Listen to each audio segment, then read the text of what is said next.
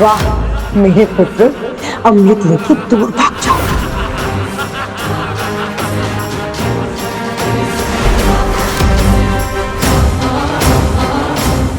देवताओं, पीछा करो।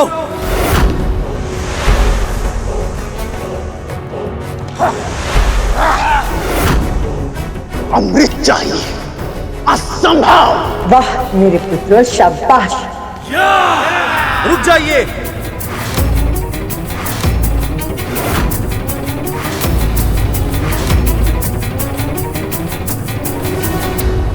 ये क्या किया आपने महाराज बलि?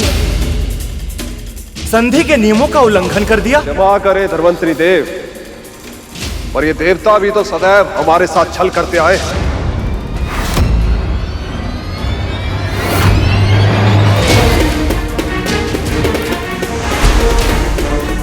छल? रुको गरुड़, इस समय तुम्हारा हस्तक्षेप करना उचित नहीं होगा। प्रभु, असुरों ने संधि के नियम तोड़े। वो जानते थे केवल आप ही है जो अमृत का बंटवारा कर सकते थे, फिर भी जानबूझकर उन्होंने अमृत छीन लिया। हमें इन्हें रोकना ही होगा प्रभु।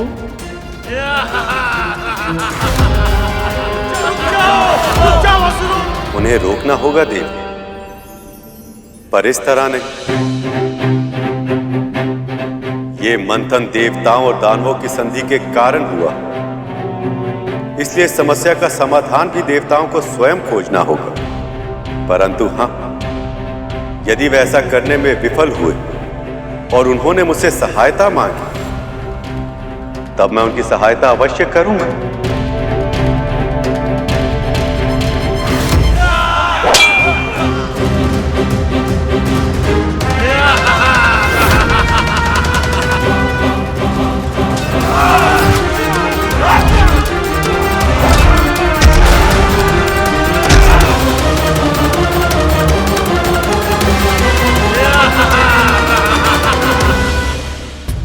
असुर तो बहुत दूर भाग चुके हैं प्रभु। यदि इंद्रदेव के पहुंचने से पहले असुरों ने अमृत पी लिया तो?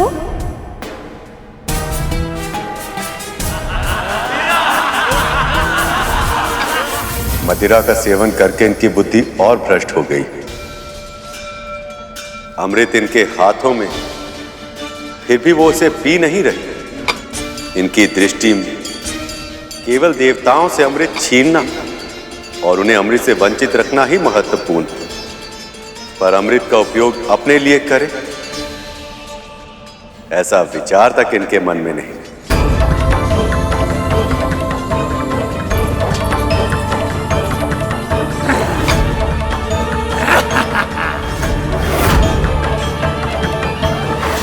प्रभु, जैसे मूर्खता ये कर रहे हैं, उससे यही प्रतीत होता है कि अमृत नीचे गिर जाएगा। ना ही देवताओं को मिल पाएगा, ना ही असुरों को। ऐसे में कब तक हम चुपचाप ये अनर्थ सहते रहेंगे?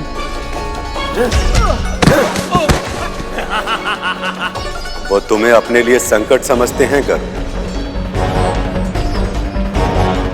यदि तुम्हें देखते तुम्हारा सामना करने के लिए और उसके लिए अपनी क्षमता को बढ़ाने के लिए उन्होंने अमृत पी लिया, तो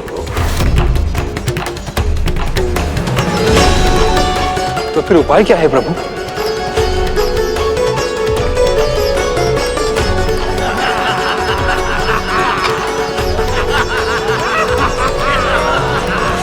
ये अमृत गिरा ना दे। उन तक मेरी आवाज नहीं पहुंचेगी। लगता है मुझे ही जाकर रोकना होगा।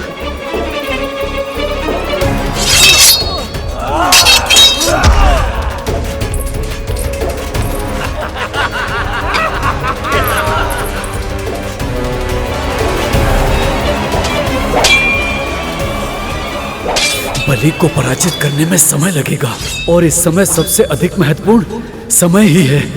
हे नारायण, सहायता कीजिए प्रभु। यदि अमृत इन असुरों को मिल गया, देवताओं के साथ साथ धर्म का भी नाश हो जाएगा। अब इस विपदा से केवल आप ही बचा सकते हैं प्रभु। स्वामी, देवराज ने सहायता के लिए पुकार लगा दी, अब आपको हस्तक्षेप करना ही होगा। आपने उचित कहा देवी, पर इस तरह से कि बल का उपयोग किए बिना ये असुर स्वयं मुझे अमृत कलश दे दे। ये कैसे संभव है प्रभु? हाँ प्रभु, असुर अपनी इच्छा से आपको अमृत क्यों देंगे?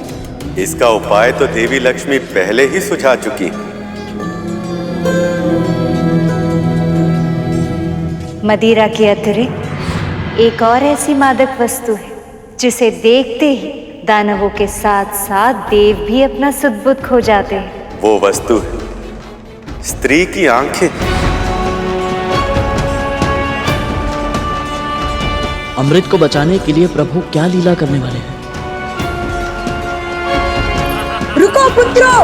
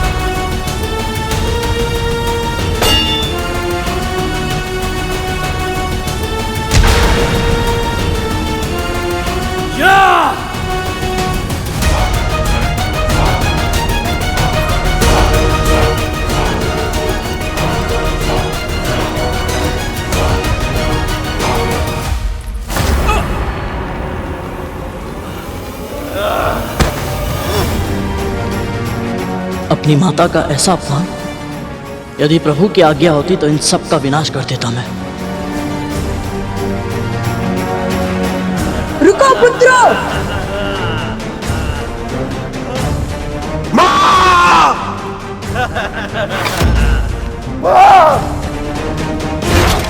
आप ठीक तो है? चलिए चलिए यहाँ से उठिए, चलिए आइए।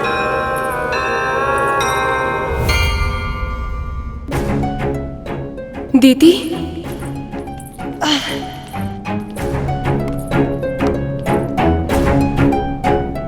तुम ठीक तो हो? हे आदिशक्ति श्री माता ललिता, कृपया दर्शन दे। ओम श्री मात्रे नमः।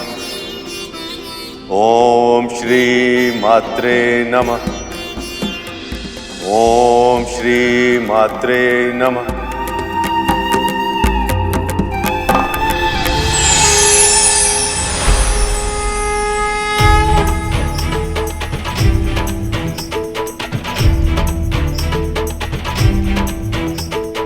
नमो नमो पराशक्ति मां, नमो नमो महाशक्ति मां, नमो नमो पराशक्ति मां, नमो नमो महाशक्ति मां। विष्णु, आपने जिस उद्देश्य से मेरा आह्वान किया है वो मैं जानती हूँ, और इसीलिए मैं आपको अपने स्वरूप का एक अंश प्रदान करती हूँ। उससे उत्पन्न हुआ आपका मोहिनी रूप आपके मनोरथ को अवश्य सफल करेगा। आपका बहुत बहुत आभार माता।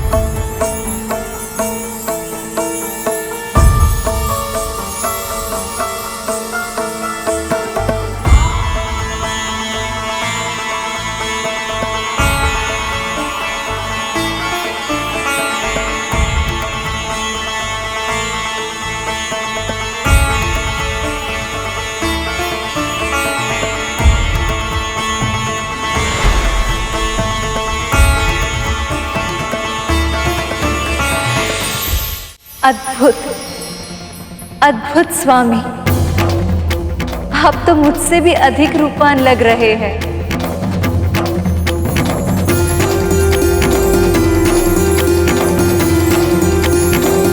प्रभु,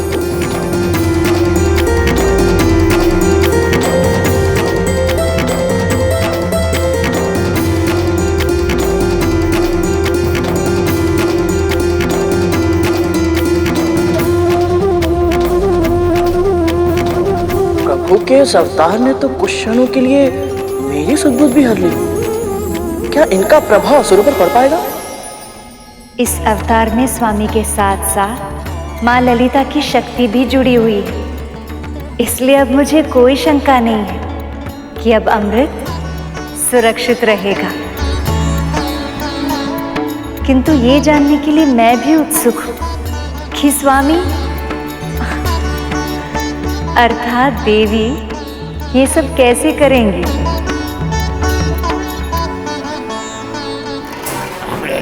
मुझे दो, मुझे पान करना है। मुझे दो, मुझे पान करना है। इस पात्र को कोई हाथ नहीं लगाएगा। इसका पान पहले मैं करूंगा। पात्र मुझे दो। भैया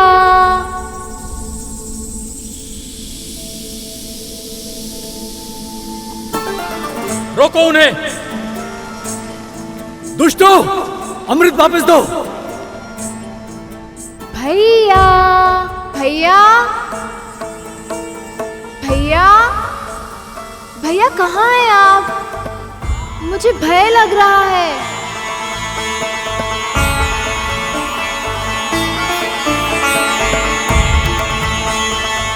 भैया भैया कहाँ हैं आप? मुझे भय लग रहा है। इतना मधुर स्वर।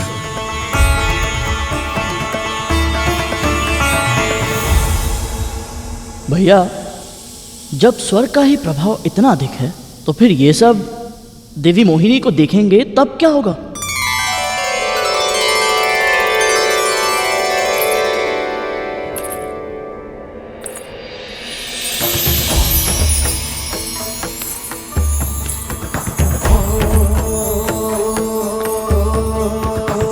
कुसुम कली है, खिली खिली है, सुंदर छैल छबीली, गौरांगी मधुर्य सजीली, कामिनी नारी नवेली, रंग रंगीले होठ रसीले, नैन बड़े कजरारे, एक झलक जो देखे कोई तनवर जीवन हारे।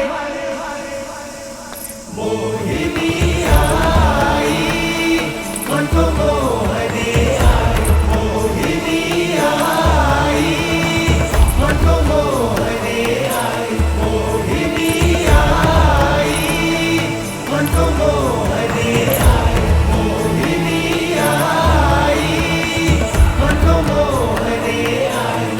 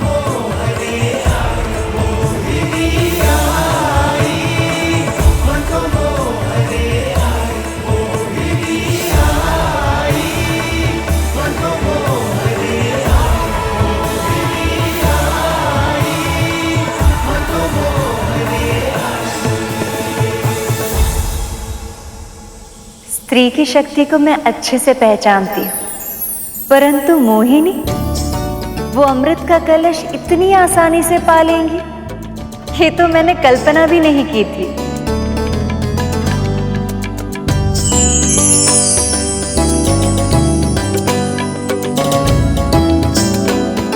प्रणाम मामी श्री। सखी, आप सब यहाँ? जैसे ही ज्ञात हुआ कि मामा श्री इतनी अद्भुत लीला कर रहे हैं, हमसे रुका ही नहीं गया और हम चले आए यहाँ आपके साथ इस अनोखी लीला का साक्षी बनने। मामा जी का ये अवतार तो किसी शीला को भी अपनी ओर आकर्षित कर ले। अद्भुत है देवी मोहिनी, अद्भुत है।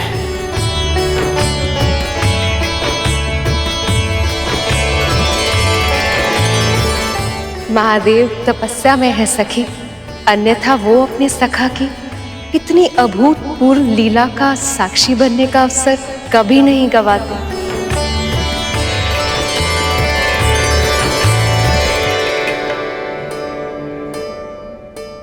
अरे अरे संभाल के, अभी ये कलश फूट जाता तो।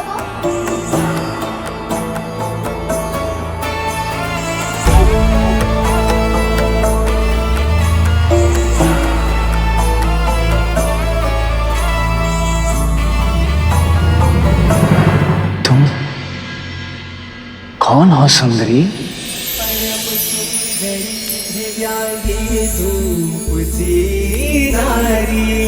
चंचला दिव्य अप्सरा मुस्कुराती रूप सी नारी, शोभनीय सुमुख रंगीली प्रिय दर्शन मुख प्यारा, एक बार जो देखे मुखड़ा वह भूले सुध बुध सारा, रंग रंगीले होठ रसीले रे बड़े गजरारे, एक झलक जो दिखे तुझको तन मन जीवन हारे।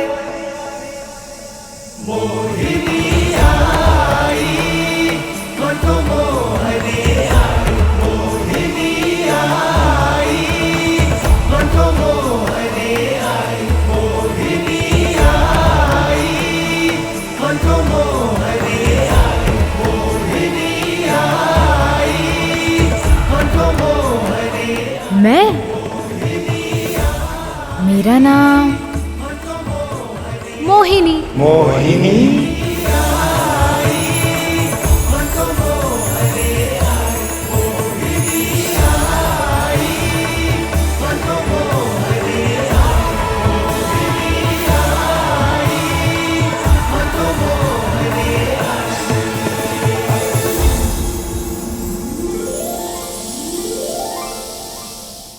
मैं और मेरे भैया तीर्थ यात्रा के लिए निकले थे और मैं उनके लिए भोजन पका रही थी। तभी अचानक मुझे तीव्र प्यास लगी।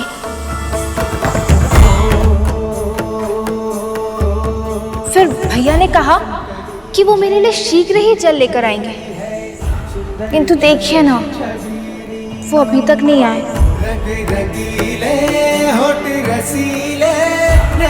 देखिए ना, पता नहीं कहाँ रह गए। मुझे तो बहुत घबराहट हो रही है। देखिए, मेरा हृदय तीव्र गति से धड़क रहा है।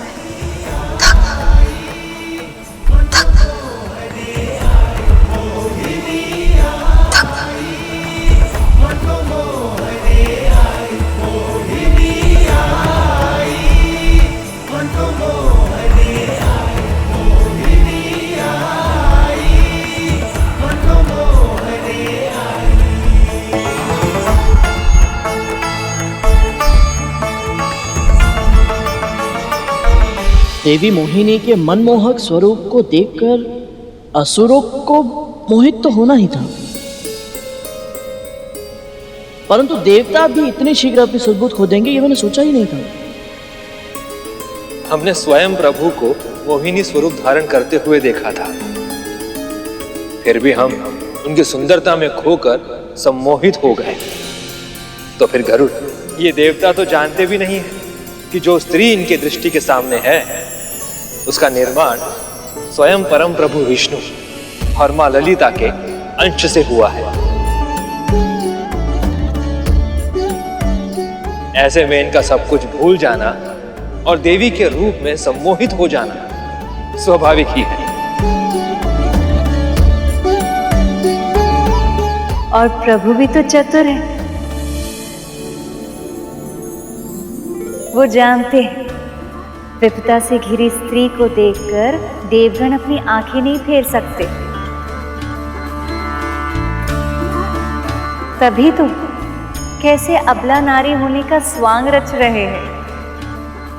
लगता है इन्हें बहुत आनंद आ रहा है।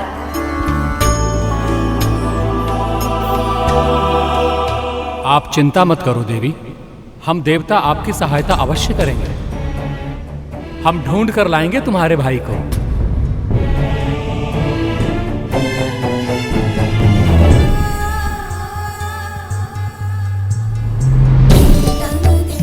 सत्य?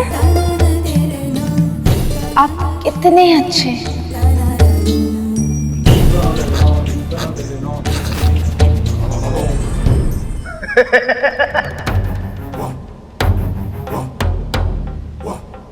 ये करेंगे सहायता आपकी, जो स्वयं सहायता की भिक्षा मांगते फिरते हैं। सहायता तो हम करेंगे सुंदरी आपका। ये देखिए कितने बलशाली है हम।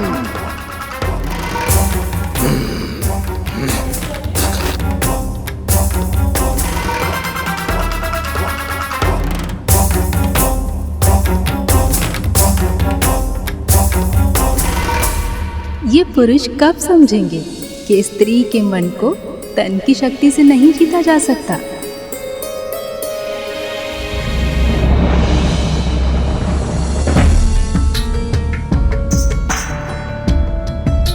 इस पे तो मैंने ध्यान ही नहीं दिया। आप सभी कितने बलशाली हैं।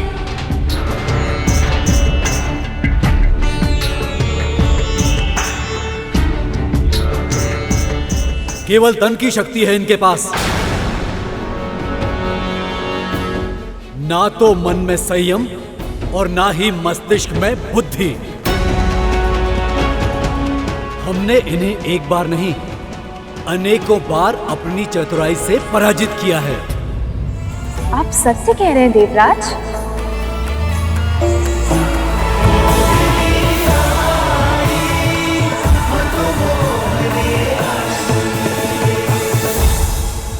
अपने सत्य का शंख बजाने की आतुरता में इंद्रदेव सुंदरी को यह बताना भूल ही गए कि इनका वैभव, संपदा, ऐश्वर्य, यहाँ तक कि स्वर्ग भी ये हमसे हारे हुए हैं।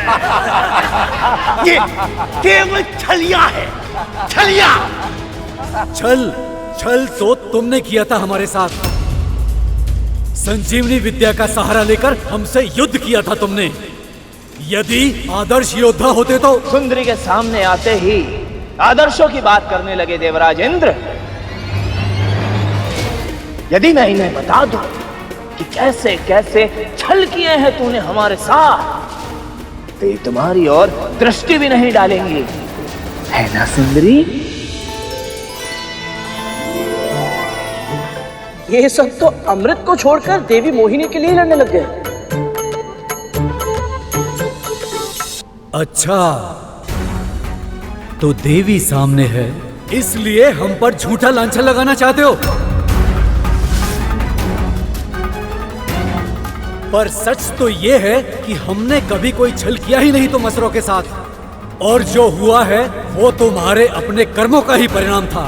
सुंदरी के दृष्टि में आदर्शवादी बनने का प्रयत्न कर रहे हैं।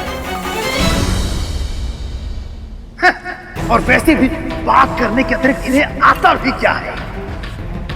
साहस है तो बाहुबल से युद्ध करो। आओ। बस बस बस कीजिए।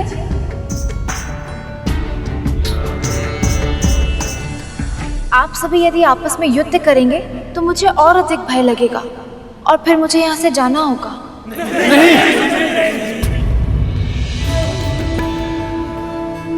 मत जाओ। बैठ जाइए, बैठ जाइए। ठीक है, मैं नहीं जाती। तो वचन दीजिए कि आप सब आपस में नहीं लड़ेंगे।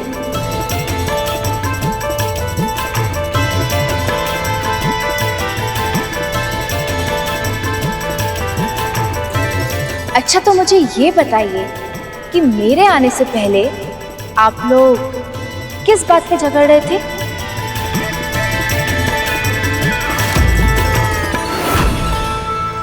ये अमृत कलश है देवी, और इस पर केवल हमारा अधिकार है। इनका अधिकार केवल झूठ बोलने पे है। कलश अमृत पर हमारा अधिकार है। हम असुरों का अधिकार, हमारा अधिकार है, हमारा अधिकार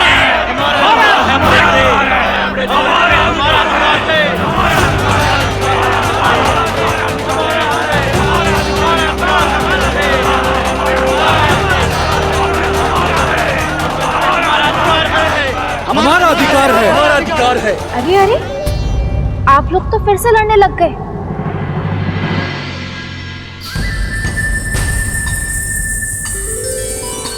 देखिए, इस कलश में जो भी है आप सभी के लिए पर्याप्त है।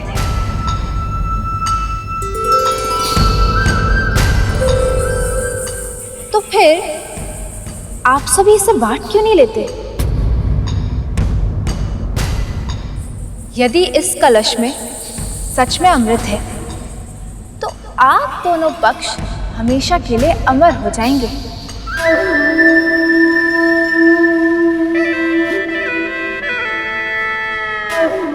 फिर कोई किसी पे आक्रमण भी नहीं करेगा, क्योंकि जब मृत्यु ही नहीं होगी तो युद्ध का लाभ ही क्या, है ना?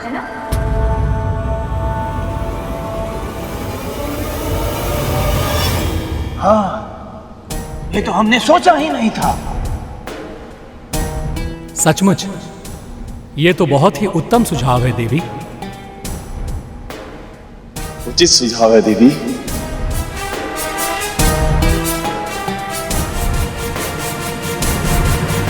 पर ये बंटवारा करेगा कौन? अरे देवता ही नहीं, हम तो स्वयं विष्णु पर भी विश्वास नहीं करते, क्योंकि ये देवता विष्णु के प्रिय है, और इसलिए ये विष्णु सदैव से ही हम असुरों के साथ पक्षपात करता आया है। हाँ, जगत स्वामी के लिए इनके मन में कितने गलत विचार हैं, जो हर कण कण में समाया है। वो किसी से क्या भेदभाव करेगा? ये तो असुरों के कर्मों के फल है, अन्यथा वो भी इस अमृत के समान अधिकारी होते। विश्वास तो हमें भी असुरों पर नहीं है।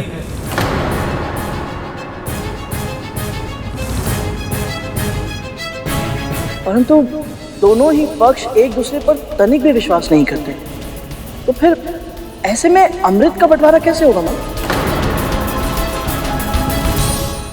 यदि आप सभी को मुझ पर विश्वास है तो इस अमृत का बंटवारा मैं आप लोगों के लिए कर सकती हूँ, और बदले में आप सभी मुझे मेरे भाई से मिलवा दीजिए।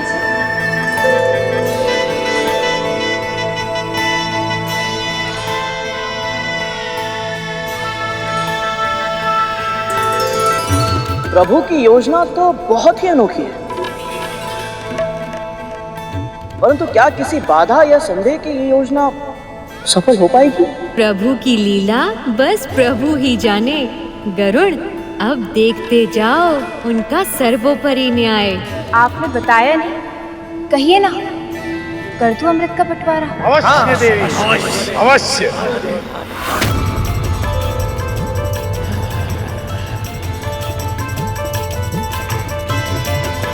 और आप देवता कर, कहिए ना, कर दूं अमृत का बंटवारा?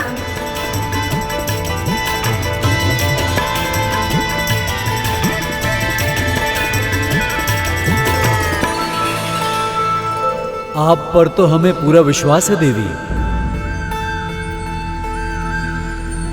पर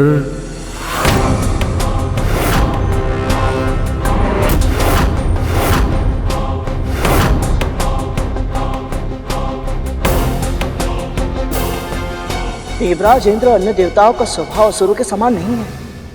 इन्हें देवी मोहिनी से मोह अवश्य है, परंतु अमृत का आकर्षण भी है। ये कभी नहीं चाहेंगे कि अमृत का बंटवारा हो, और वो भी असुरों के साथ। यदि इन्होंने देवी मोहिनी को मना कर दिया तो प्रभु की सारी योजना ही असफल हो जाएगी ना। गरुड़, शेष, चिंता मत करो। देवी मोहिनी के इस मनमोहक रूप में प्रभु के साथ साथ मां ललिता का अंश भी सम्मिलित है।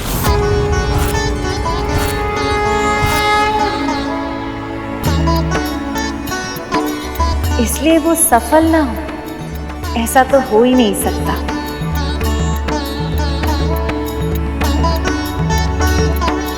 पर क्या आपको मुझ पर विश्वास नहीं है?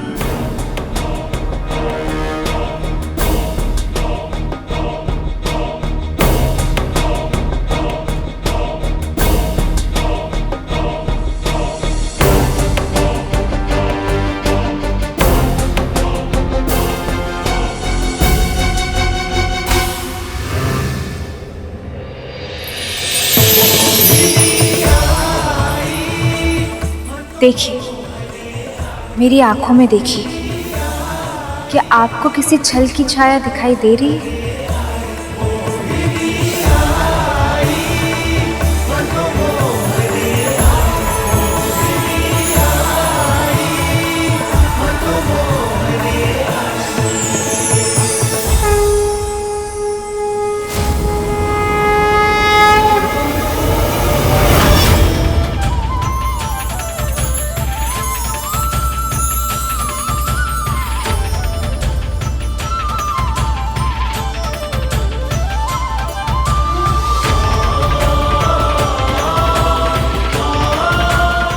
प्रभु,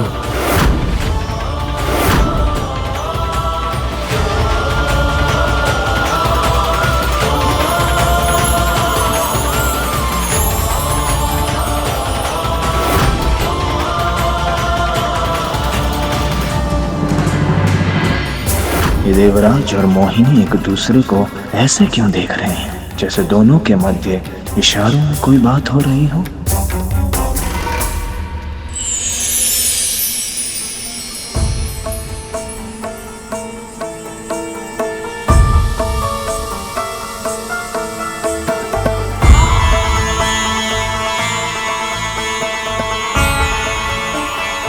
प्रभु के बाद तो आप पर ही भरोसा है देवी मोहिनी।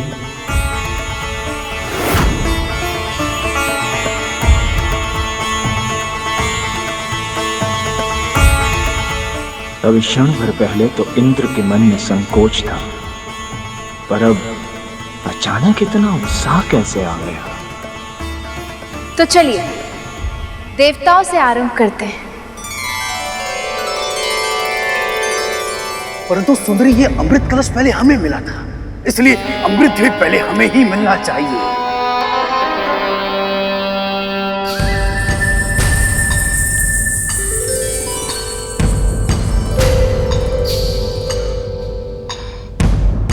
आप छाछ तो पीते होंगे ना बाहुबली? हाँ, पीते हैं। तो आप ये भी अवश्य जानते होंगे कि एक छाछ को जब घड़े में लंबे समय तक रखा जाए तो उसका तरल द्रव ऊपर की ओर तैरने लगता है और उसके वास्तविक गुणों वाला भाग नीचे बैठ जाता है घड़े के तल में। बस ऐसा ही इस अमृत के साथ भी है। अमृत का सर्वोत्तम भाग उसे ही मिलेगा जो सबसे अंत में इसका पान करेगा। पर यदि अंत तक आते आते अमृत समाप्त हो गया तो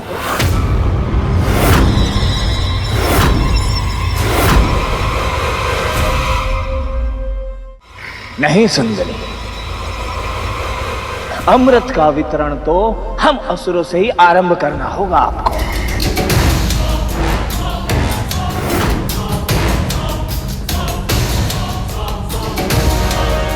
तुम सब अपना निर्णय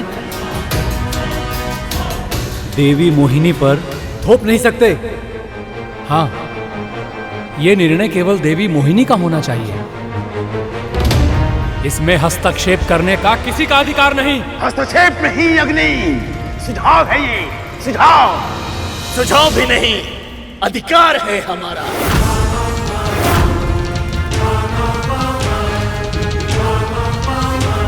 मुझे तो लगा था कि असुर पूरी तरह से सम्मोहित हो चुके हैं, परंतु ये तो अपनी आशंकाओं के जाल में स्वयं ही उलझ रहे हैं, साथ ही साथ प्रभु को भी उलझा रहे हैं। माँ, ऐसे में देवी मोहिनी के लिए देवताओं को अमृत बांटना सरल नहीं होगा। और ये राहु, ये तो सबसे बड़ा धूर्त है।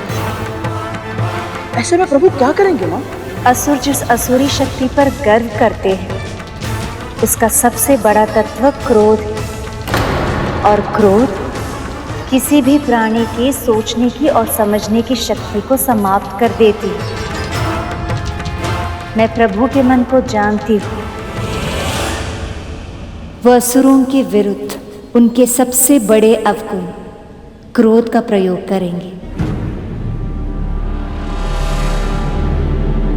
तुम देवता हमारे विरुद्ध सुंदरी को भड़का रहे हो, और तुम असुर देवी मोहिनी के भोलेपन का लाभ उठा रहे हो। हमारा अधिकार है।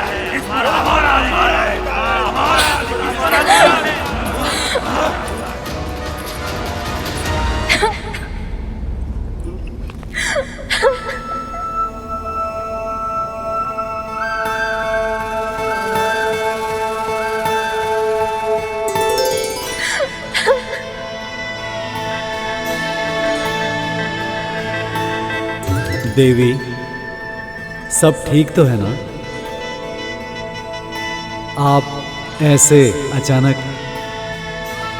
एक तो पहले से ही मेरे भैया खो गए, ऊपर से आप लोग आपस में लड़ाई करके मुझे और भयभीत कर रहे हैं।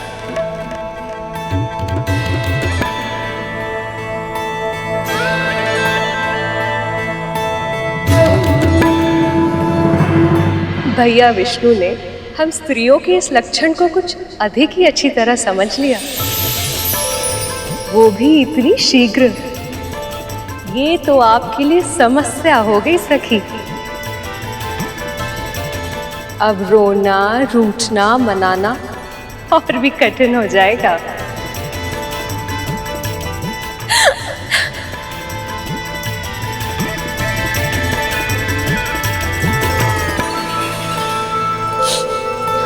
मैंने सोचा था कि मैं प्रसन्नता से इस अमृत का वितरण करूंगी और आप लोग शांति पूर्वक इसे ग्रहण करेंगे। आपका भी कार्य हो जाएगा और मेरा ध्यान भी बढ़ जाएगा।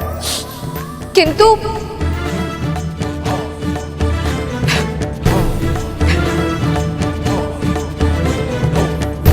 हम लज्जित हैं देवी, हमें क्षमा कर दीजिए।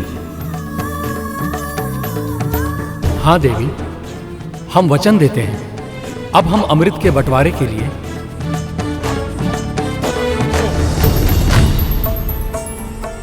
असुरों से झगड़ा नहीं करेंगे।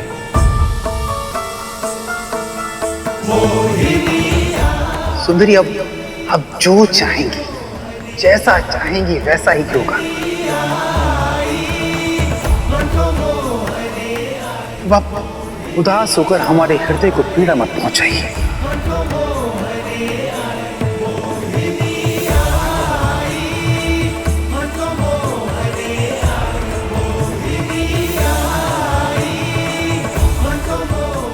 सत्य क्या है और असत्य क्या, देवता का मोह क्या और असुरों की माया क्या, मुझे सब ज्ञात है। किंतु संसार के संतुलन के लिए असुरों को अमृत मिलेगा या नहीं, वो आगे उनके कर्म निर्धारित करेंगे।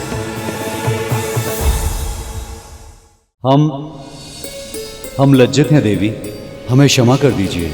हाँ देवी, हम वचन देते हैं, अब हम अमृत के बंटवारे के लिए असुरों से झगड़ा नहीं करेंगे।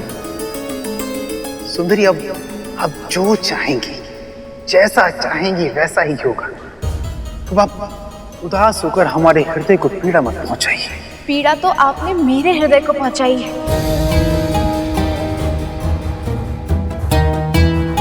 मैंने पहले ही कहा था कि आप लोग लड़ाई नहीं करेंगे, किंतु आप में से किसी ने नहीं सुना। चलिए क्षमा मांगिए, कान पकड़ के उठक बैठक करिए।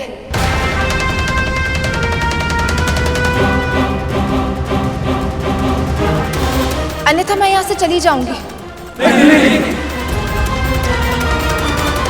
असुरो!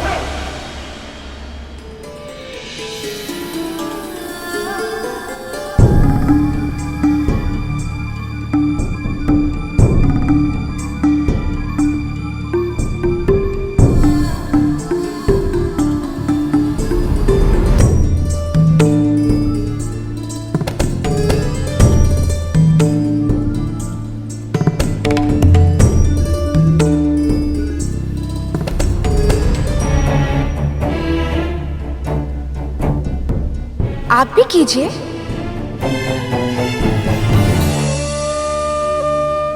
ठीक है, मैं चली जाऊँ। नहीं, अब हम करते हैं।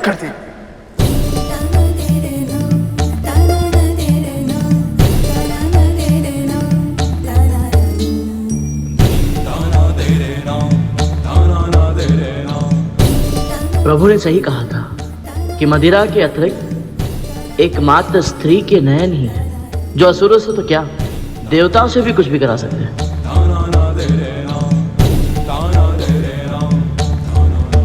जो कल्पना से भी परे था, प्रभु ने उसे संभव बना दिया। अद्भुत प्रभु, अद्भुत।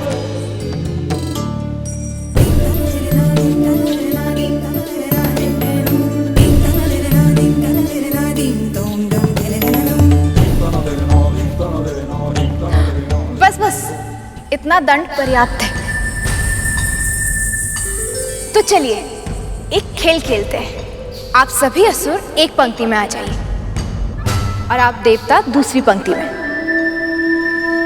मैं आप सभी से एक एक करके प्रश्न पूछूंगी। जो उसका सही सही उत्तर देगा उसको सबसे पहले अमृत मिल जाएगा। कहिए, स्वीकार है? स्वीकार है देवी। आपको स्वीकार है? स्वीकार है।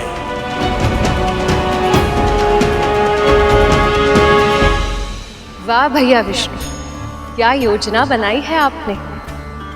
अब तो चाहकर भी असुर ये नहीं कह पाएंगे कि उनके साथ पक्षपात किया जा रहा है। मैं तो ये जानने के लिए उत्साहित हूँ सखी कि कैसी होंगी प्रभु की पहेलियां। आनंद की वर्षा करने वाली होंगी माँ, क्योंकि अब उन पहेलियों के कारण प्रभु ने अमृत के आनंद को 2 गुना और बढ़ा दिया है। एक ओर देवताओं को जीवन का अमृत प्राप्त होगा और दूसरी ओर हम सभी को इन पहेलियों के रूप में ज्ञान का अमृत प्राप्त होगा।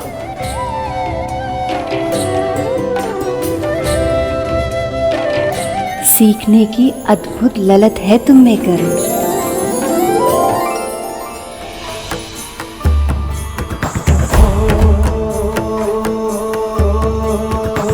कुसुम कली है, खिली खिली है, सुंदर छैल छबीली, गौरांगी मधुर सजीली, कामिनी नारी नवेली, रंग रंगीले होठ रसीले, नैन बड़े कजरारे, एक झलक जो देखे कोई तन मन जीवन हारे। मोहिनी आई मन को मोहने आई, मोहिनी आई मन को मोहने आई, मोहिनी आई मन को मोहने आई, मोहिनी आई मन को मोहने आई, मोहिनी आई।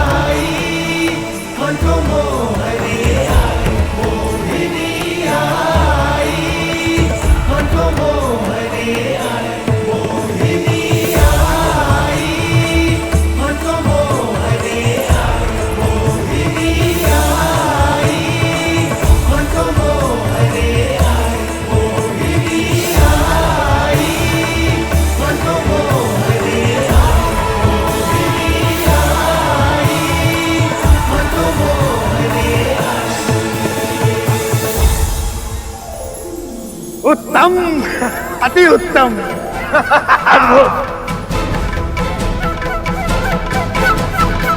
जो उत्तर बताए वो पुरस्कार पाए, जो अमृत पिए वो अमर हो जाए। पर उससे पहले पूछो तो मेरा प्रश्न। बोलो बोलो बोलो, पृथ्वी से भारी है क्या?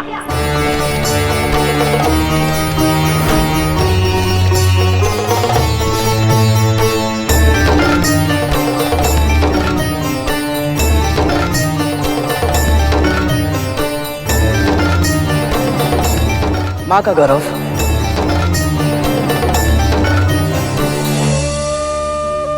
पृथ्वी से भारी केवल एक ही वस्तु है, मां का गौरव।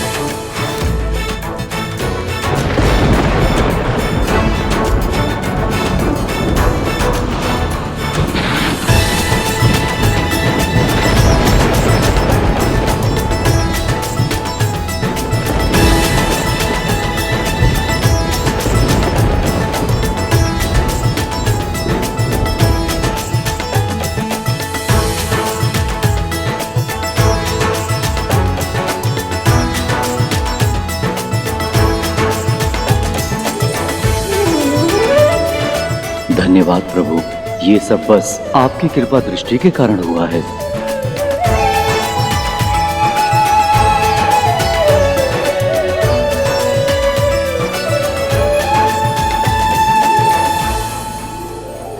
सबसे ऊंचा है आकाश, पर बोलो आकाश से ऊंचा क्या?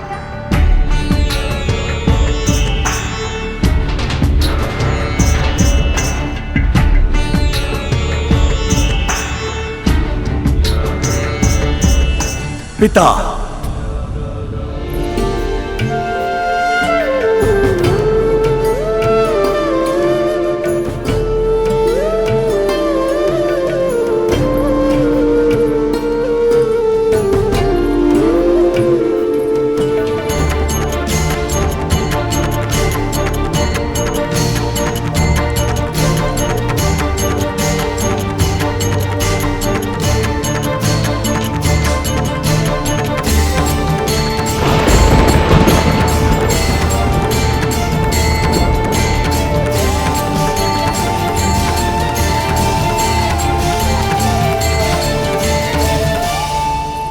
सबसे अधिक गति है वायु की, तो बोलो वायु से भी अधिक तीव्र गति से चलता क्या?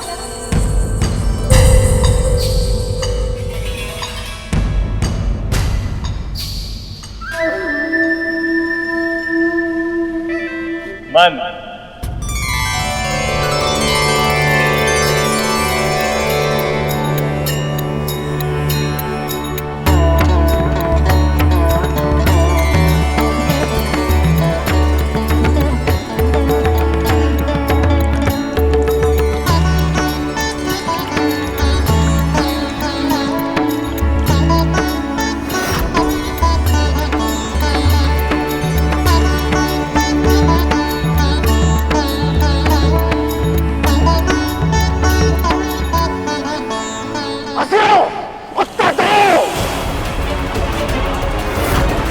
यह संभव है कि देवता सारा अमृत पान कर लेगी। हम असुरों को कुछ करना होगा। तीनों लोकों में गिन सके ना कोई जिनको ऐसे असंख्य तिनके, तो बोलो तिनको से अधिक क्या?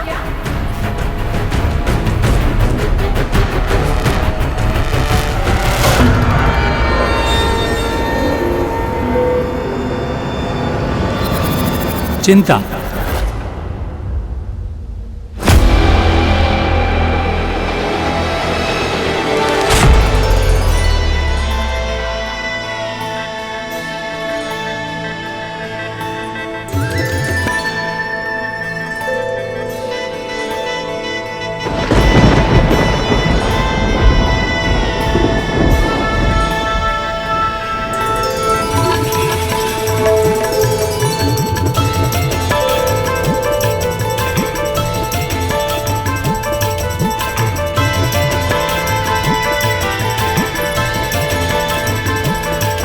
जीवन के लिए सबसे प्रमुख है धर्म, पर बोलो धर्म के लिए सबसे प्रमुख है क्या? दक्षता।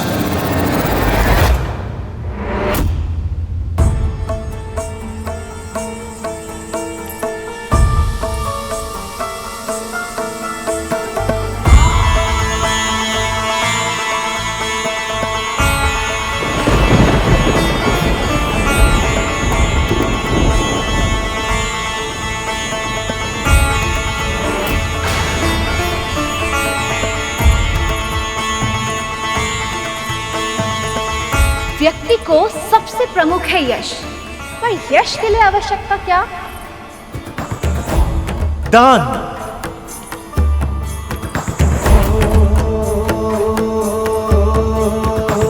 कुसुम कली है, खिली खिली है, सुंदर छैल छबीली, गौरांगी मधुर्य सजीली, कामिनी नारी नवेली, रंग रंगीले। हर प्राणी की अभिलाषा है स्वर्ग, पर स्वर्ग के लिए प्रमुख है क्या?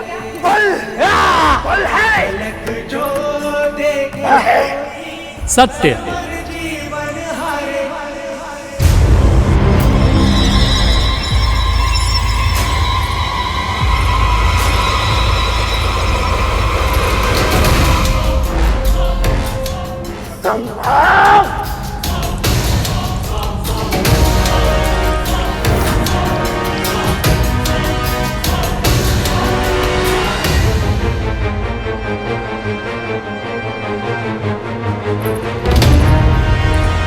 सभी की आशा है सुख, पर सुख का साथी क्या? शील।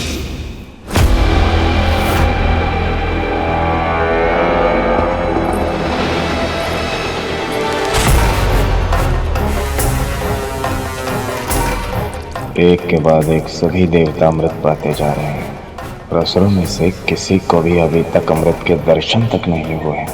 ऐसे तो यह देवता सारा अमृत समाप्त कर देंगे। नहीं नहीं, मुझे शीघ्र ही कुछ करना होगा।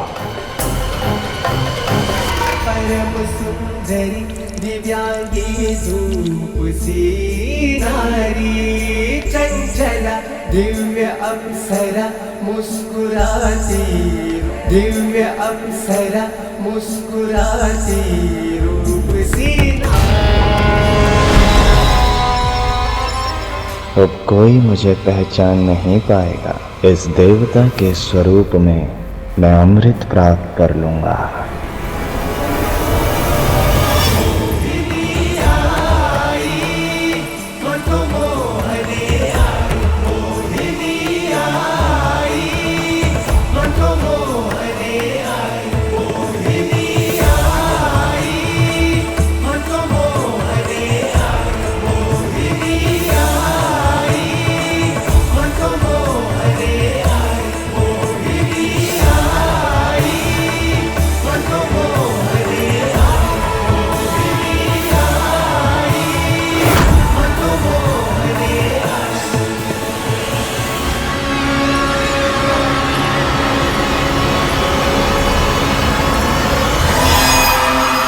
देवताओं की पंक्ति समाप्त होने वाली है। लगभग सभी का अमृत मिल गया है, परंतु असुरों में से कोई भी अमृत को छू तक नहीं पाया। वज्रांग और राहुल इस पराजय को कैसे स्वीकार करेंगे?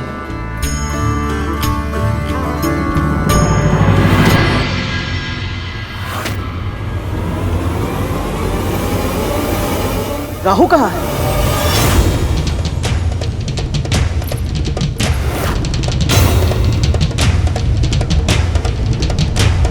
अभी तो राहु यही था, फिर अमृत बंटवारे को मध्य में छोड़कर भला वो अचानक कैसे कहीं जा सकता है?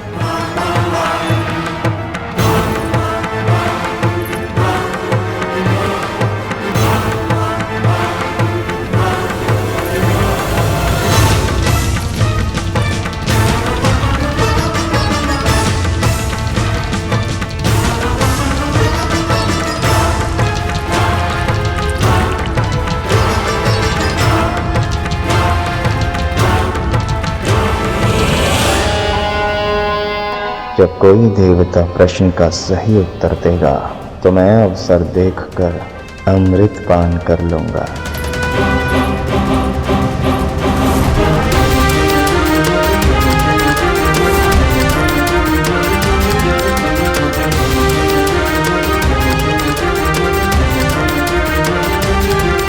ऐसा क्यों प्रतीत हो रहा है कि कुछ अनुचित होने वाला है?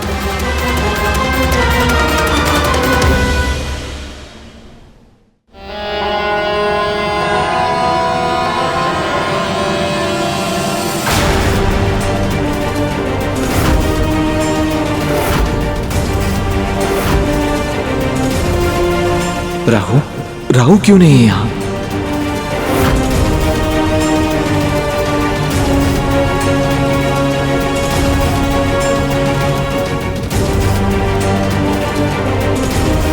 देवों की पंक्ति में ये अंतिम व्यक्ति कौन है?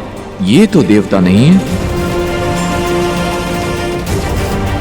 चंद्रदेव कौन है वो?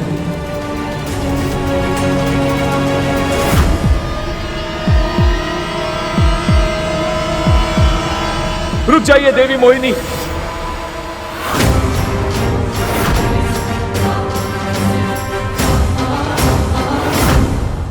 देव नहीं है ये।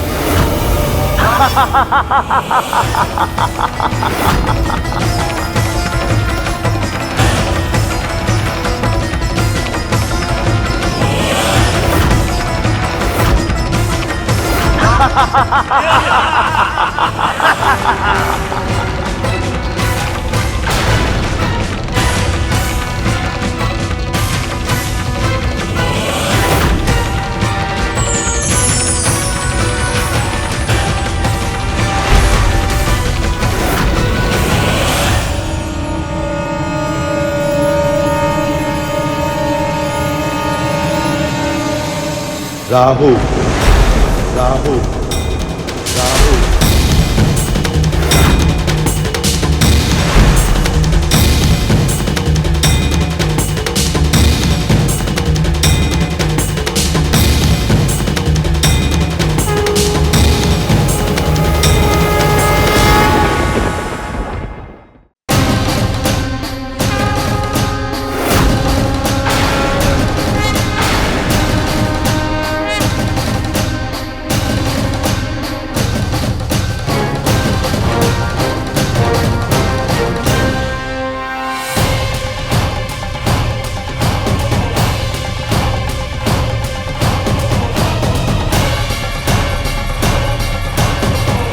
इतना छल हुआ हमारे साथ। इसका अर्थ देवी मोहिनी विष्णु है। तुमने दुष्टता की सारी सीमाएं पार कर दी हैं राहु। अब तुम्हें दंड मिलेगा।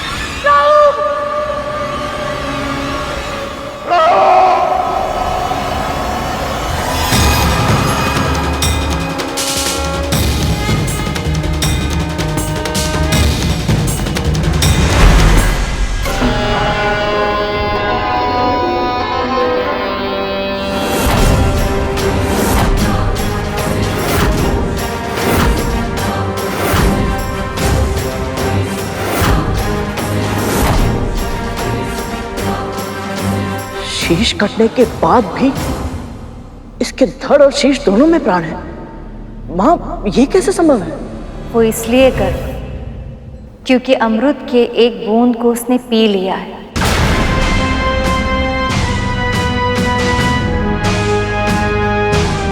अब इसकी मृत्यु कभी नहीं होगी,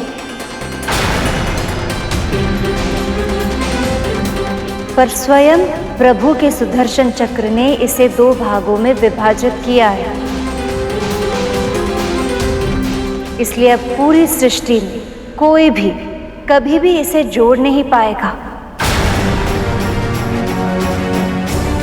अब ये सदैव 2 भागों में विभाजित रहेगा। जिस प्रकार तूने स्वयं को 2 भागों में बांट कर मेरे साथ छल किया है, यदि फिर किसी के साथ ऐसा छल किया तो तू सदैव के लिए 2 भागों में बट जाएगा और फिर तेरे दोनों भाग कभी एक साथ नहीं हो पाएंगे। ये मेरा श्राप है। इसे चेतावनी दी थी मैंने।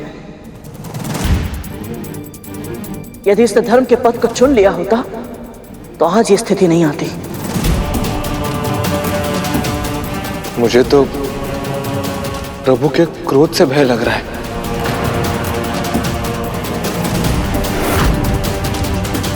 छल, फिर से छल किया है तूने विष्णु मेरे साथ। मेरा शीश काटकर तूने यह सिद्ध कर दिया है कि हम असुरों के साथ तू कभी न्याय कर ही नहीं सकता।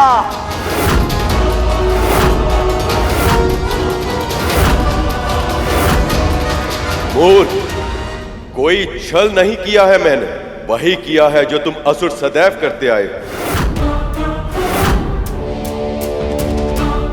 उत्तर दो, देवताओं को कैसे पराजित किया था तुमने? शारीरिक बल से, युद्ध क्षमता से, या फिर छल से? गुरु शुक्राचार्य की तपस्या की शक्ति से, संजीवनी विद्या की सहायता से? क्या वो युद्ध धर्म था? क्या वो किसी योद्धा के लिए आदर्श व्यवहार था? फिर स्वर्ग पर अधिकार पाकर भी तुम्हें संतोष नहीं मिला। पराजित देवताओं को सताने का हर संभव प्रयास करते रहे तुम।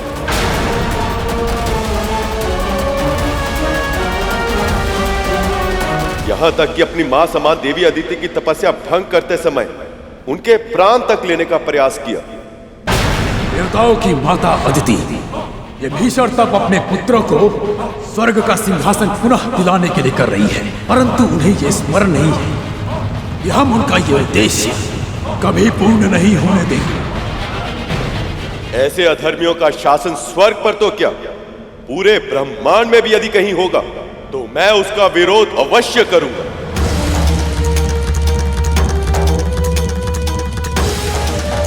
संधि के नियमों के अनुसार देवताओं और असुरों को दोनों को एक साथ मिलकर क्षीर सागर का मंथन करना था, किंतु जब देवता मेरे विवाह में व्यस्त थे तब असुरों ने संधि के नियमों को तोड़कर अमृत को चुराने का षड्यंत्र रचा।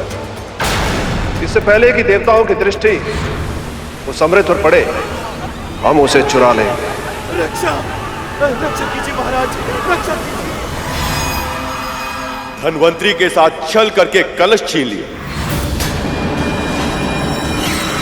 और अपनी बारी आने की प्रतीक्षा करने के स्थान पर देवताओं के वेश में आकर अमृत को पाना चाहा।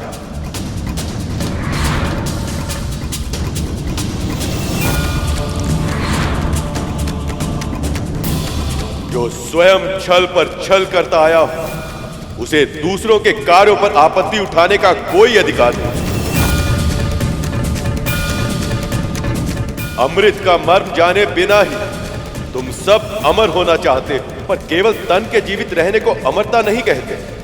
सच्चे अर्थों में केवल वही प्राणी अमर होता है जो तन के ना रहने पर केवल अपने कर्मों के कारण अन्य प्राणियों के हृदय और मस्तिष्क में सदा सदा के लिए जीवित रहे।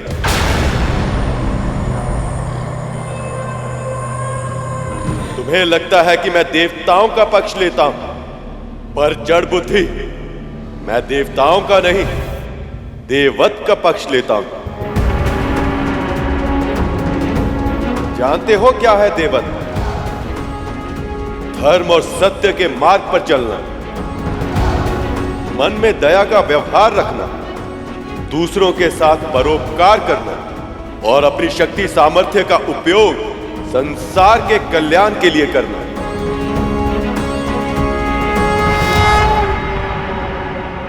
यदि तुम सबने ये किया होता तो मैं आज तुम्हारा पक्ष भी अवश्य लेता, पर अब तुम्हारा मुख राहु और धड़ केतु बनकर अनंत काल तक विचरण करता रहेगा।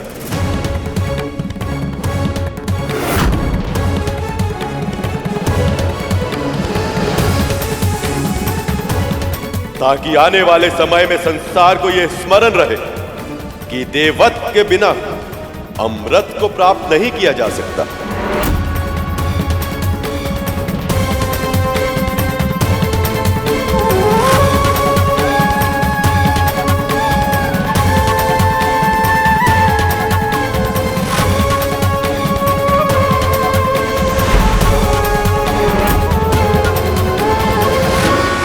संभालिए देवराज,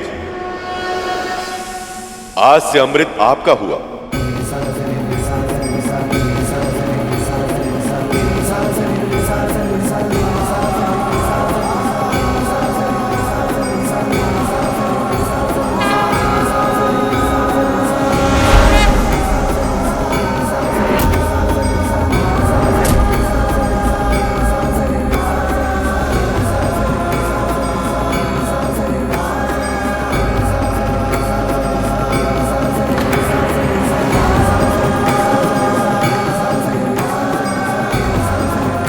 हे नारायण, आपने मेरे पुत्रों को अपना आशीर्वाद दिया, उनकी रक्षा की और उन्हें सामर्थ्यवान भी बना दिया, उन्हें अमर बना दिया आपने। आपका बहुत बहुत आभार प्रभु। मेरी अनुपस्थिति का अनुचित लाभ उठाए देवताओं ने और नारायण ने भी इनका साथ दिया, पर मैं इतनी सरलता से पराजय स्वीकार नहीं करूंगा।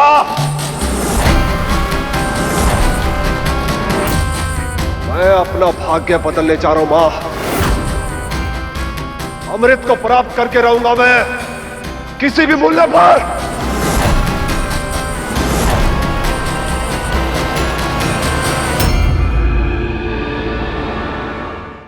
जिस क्षण की कल्पना खुली आंखों से स्वप्न देखने पर विवश कर देती थी, आज वो क्षण सत्य हो गया है। हमें अमृत मिल गया है।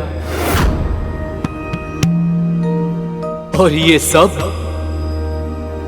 सब केवल आपके कारण संभव हुआ है प्रभु।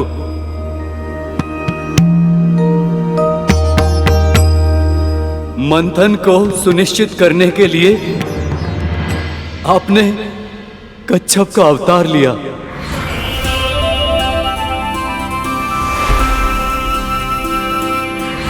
धर्म की रक्षा करने के लिए देवी मोहिनी का अवतार लिया।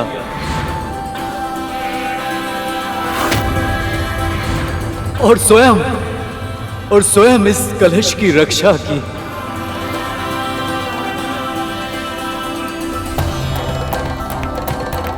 और हमें अमृत का पान कराया। आप धन्य हैं नारायण, आपका कोटि कोटि आभार।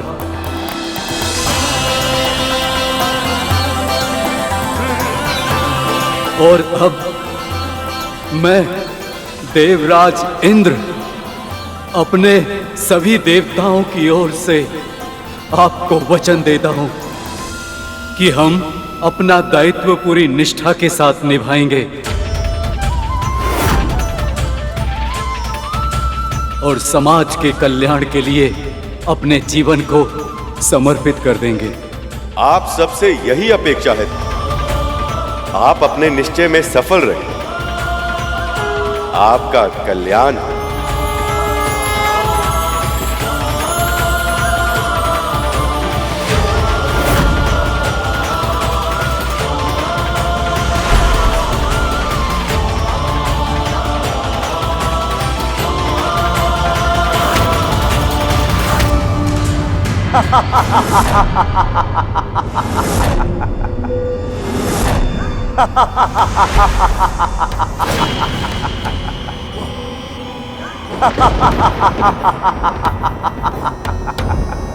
तुम्हें क्या लगा तुम विजयी हो गए हो?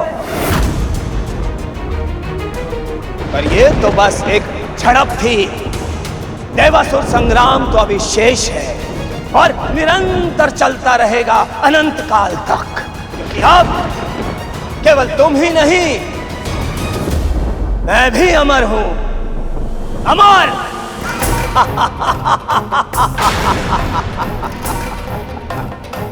अब मैं तुम सबको सदैव ही भयभीत करता रहूंगा।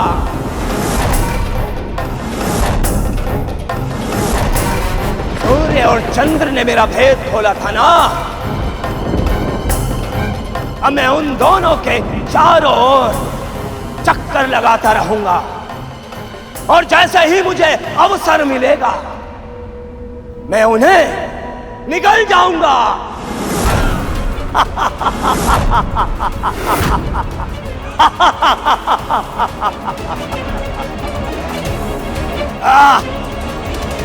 कितना दुष्ट है ये राहु। स्वयं परम पिता श्री नारायण से दंड मिला, फिर भी अपने कर्मों को सुधारने का विचार तक नहीं आया इसके मन में।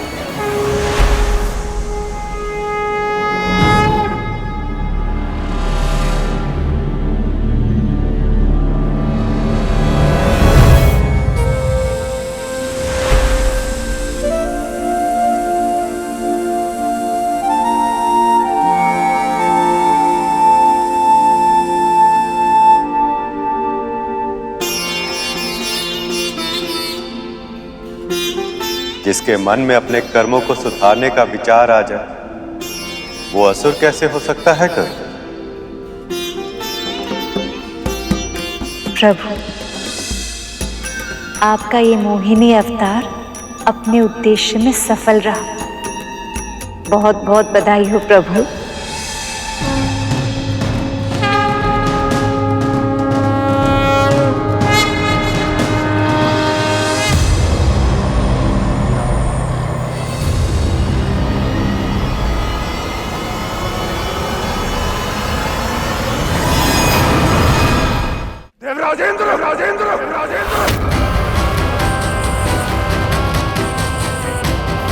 मेरी अनुपस्थिति में अमृत को पाकर स्वयं को चतुर समझ रहे हो? साहस है तो मुझसे युद्ध करो।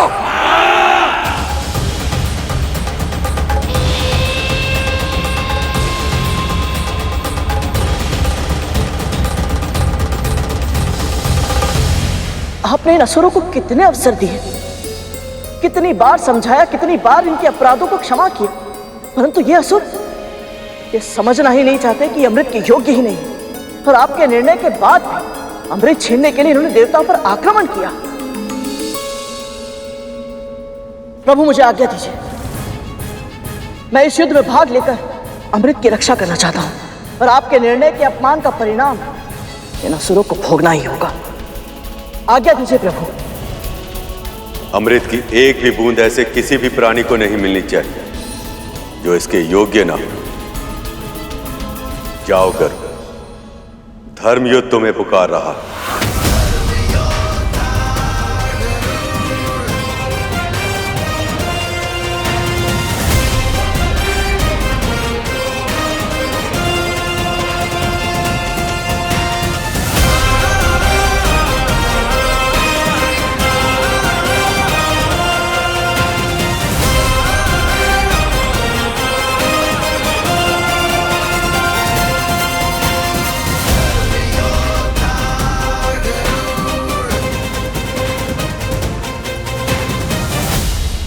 असुरों, तन से रक्त की अंतिम बूंद तक क्यों न बह जाए, हमें ये चक्रव्यूह तोड़ना ही होगा। अमृत को किसी भी मूल्य पर पाने का प्रयास करो। आसुरी शक्ति की, आसुरी शक्ति की। प्राणों की परवाह नहीं है देवताओं, अब हम अमृत पी चुके हैं। अब इसकी रक्षा करना हमारा कर्तव्य है, चाहे जो हो जाए। ये सुरक्षा कवच टूटना नहीं चाहिए। आक्रमण!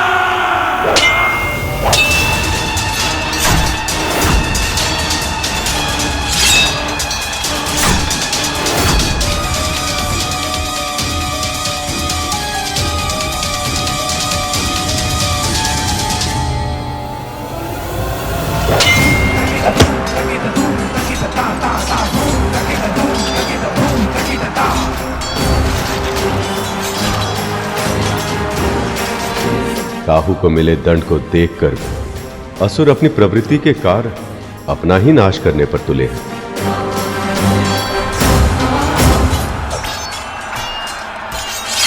जयंत, मेरे पुत्र।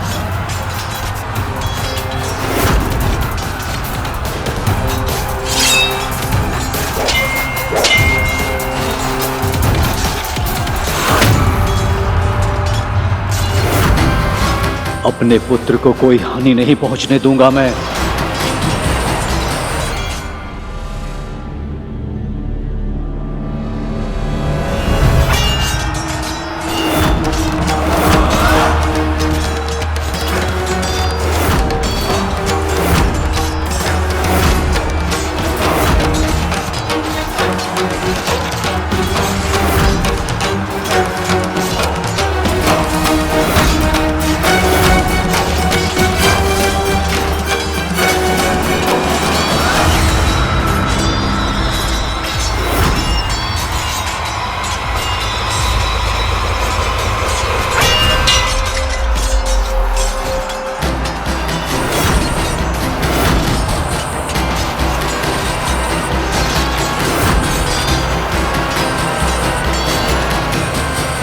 इंद्रपुत्र जयंत अभी भी बालक है प्रभु।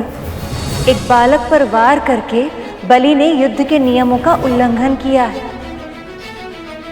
प्रभु, अब देवराज इंद्र क्या करेंगे? अपने पुत्र की रक्षा या अमृत की?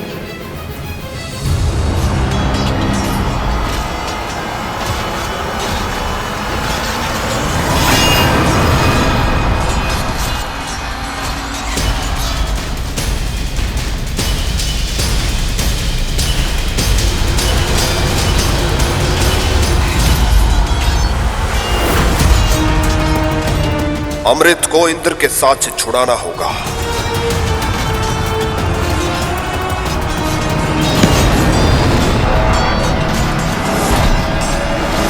यदि अमृत गिर गया तो अनर्थ हो जाएगा।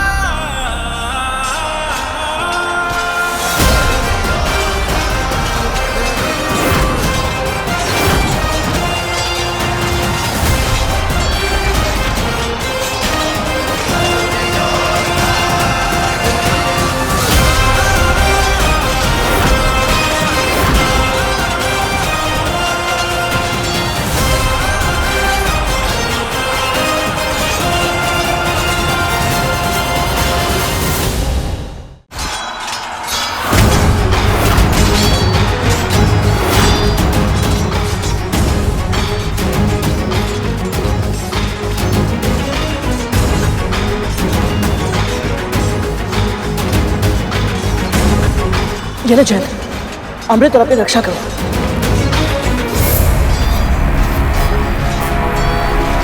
अमृत कलश अपने हाथों में लेने के बाद भी गरुड़ के मन में इसे पीने का विचार नहीं आया।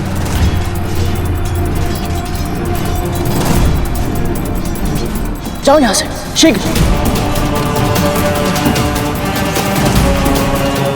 गरुड़, जयंत के साथ जाओ और अमृत को स्वर्ग तक पहुंचाने में उसकी सहायता करो। जाओ। देवराज, आप सच में चाहते हैं कि मैं अमृत लेकर जयंत के साथ जाऊं? हाँ गरुड़, जयंत अभी छोटा है और उसे तुम्हारी सहायता की आवश्यकता होगी और मुझे तुम पर पूरा विश्वास है। अब परीक्षा होगी गरुड़ के व्यक्तित्व की। क्या इस विश्वास का सम्मान कर पाएगा या अमृत के लालच में अमृत का पान कर लेगा? अब शीघ्रता करो और जाओ यहाँ से, जाओ। जो आज्ञा। चलो जयंत।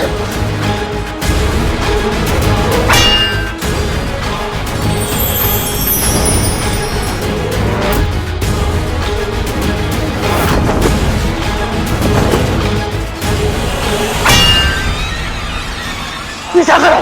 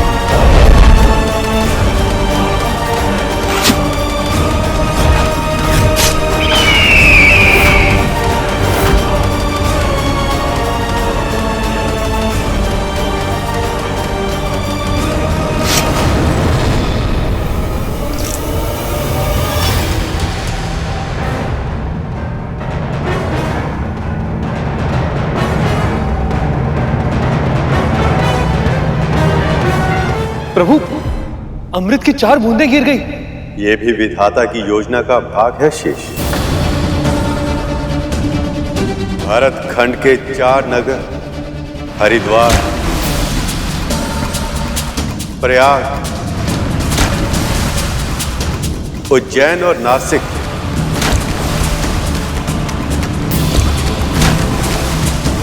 ये वो 4 स्थान होंगे जहां हर 12 वर्षों में महाकुंभ और 3 वर्षों में कुंभ का आयोजन होगा। उस समय जो व्यक्ति भी इन स्थानों पर नदी में स्नान करेगा उसे अमृत प्राप्त होने के समान फल मिलेगा।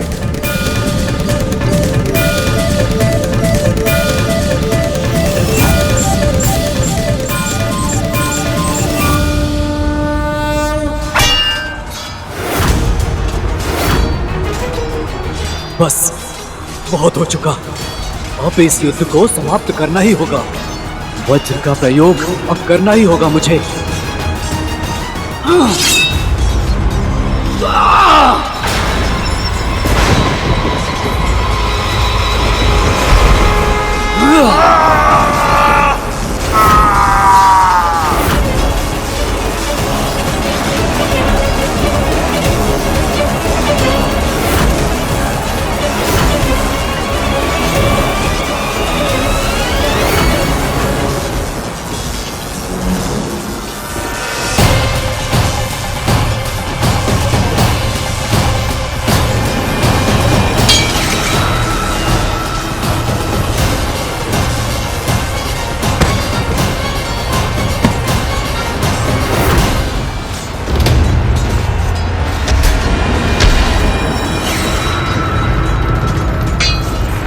महाराज,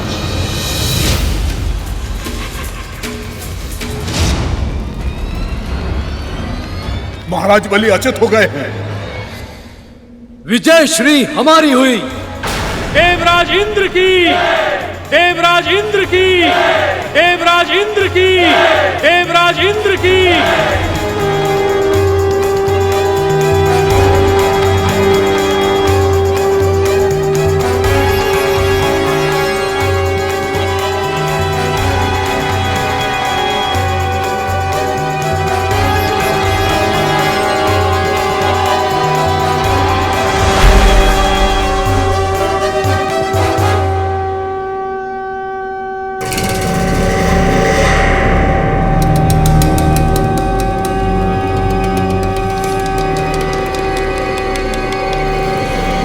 ये देवराज इंद्र का शंखनाद है।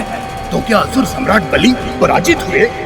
अवश्य ही देवता जीत चुके हैं। उसके बिना ये विजय शंखनाद बजाना असंभव है। तो अब क्या करें हम?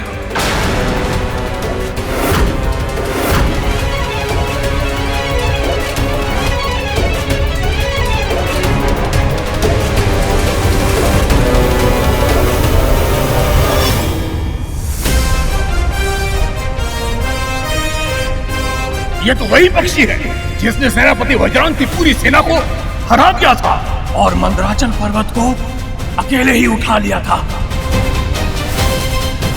हे महादेव, हम इनका सामना कुछ असुरों के साथ कैसे कर पाएंगे? भागो, अपने प्राण बचाओ।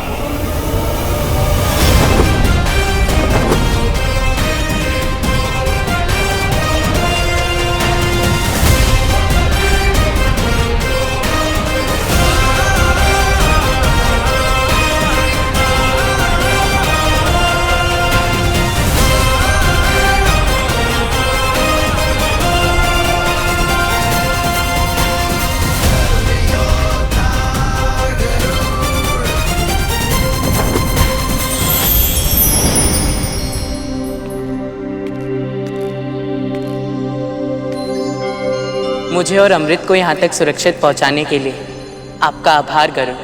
आभार की आवश्यकता नहीं है जैन, ये तो मेरा कर्तव्य था।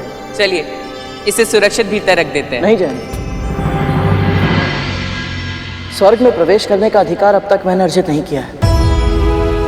मेरा कर्तव्य तो बस तुम्हें और अमृत को यहाँ सुरक्षित पहुँचाना था, तो मुझे लौटना होगा।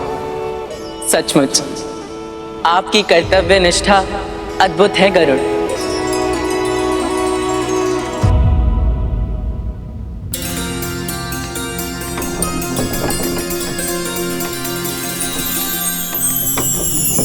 प्रभु विष्णु की कृपा से स्वर्ग पर देवताओं का आधिपत्य पुनः स्थापित हो गया।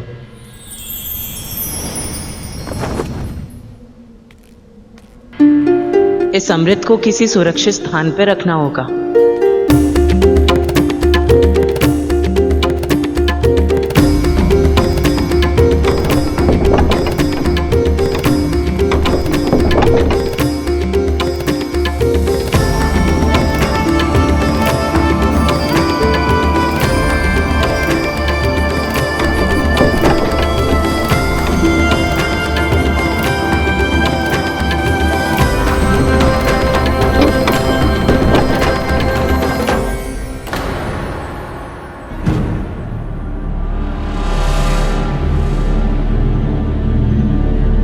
मैं देवराज इंद्र का पुत्र जयंत हूँ। अमृत को सुरक्षित रखने आया हूँ। कृपया मुझे अंदर प्रवेश करने की अनुमति दें।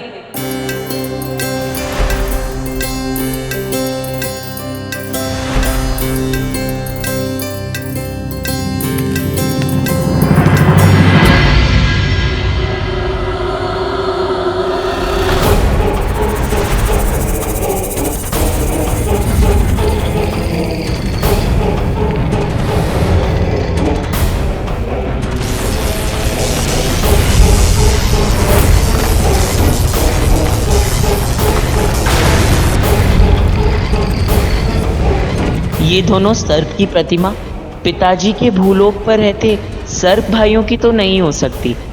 अवश्य इन्हें स्वर्लोक की सुरक्षा के लिए बनाया गया है।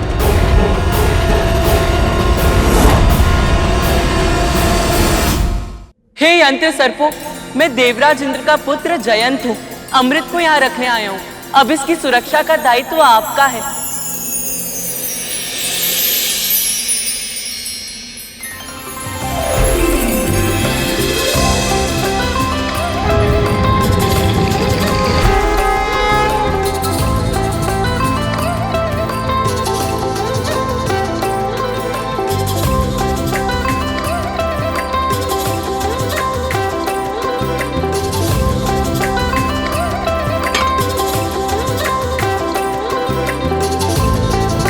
अब अमृत सुरक्षित हुआ।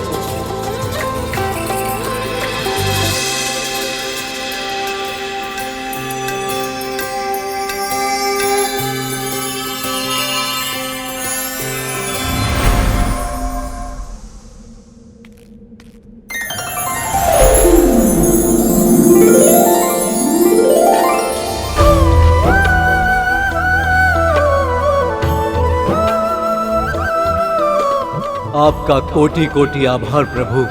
श्रीहीन, भाग्यहीन, परम दुख की अवस्था में हम देवता व्याकुल थे और ऐसी स्थिति में आपने हमारी पुकार सुनी। हम पे कृपा करके क्षीर सागर के मंथन जैसे असंभव कार्य को संपन्न किया। हम तो बस माध्यम थे प्रभु। ये विजय तो आपकी ही है।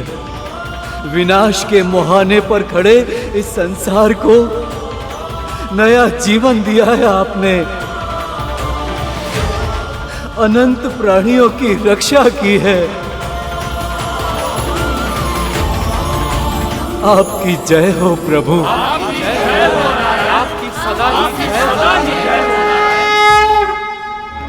गणेश, नारद, सखा, ब्रह्मदेव, गुरु बृहस्पति और आप सभी देवी देवताओं को मेरा बहुत बहुत आभार।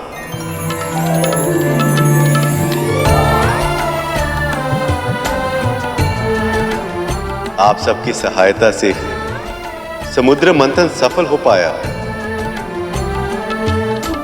आप सबकी सम्मिलित शक्ति ने वो कर दिखाया जो कुछ समय पहले कल्पना से भी परे था।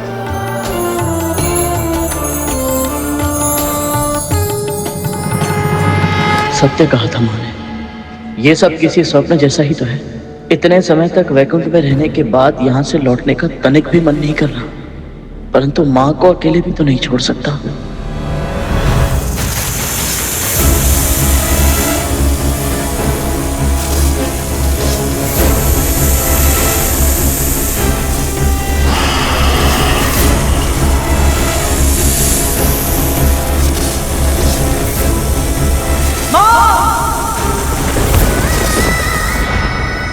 वहां माँ को कितना कुछ सहना पड़ता है, कितना श्रम करना पड़ता है। और इस मंथन में मंदराचल का योगदान कोई चाहे भी तो भूल नहीं सकता। अब आप अपने मूल स्थान पर लौट जाएं। मैं आपको यह आशीर्वाद देता हूं कि आपकी सतह पर सदैव दुर्लभ से दुर्लभ जड़ी बूटियां और औषधीय पौधे उगते रहेंगे, जो अनंत काल तक मानव जाति की सेवा करेंगे। और उसके कारण कोई भी पृथ्वीवासी आपको कभी भूल नहीं पाएगा। अनंत काल तक यश और सम्मान के पात्र होंगे आप।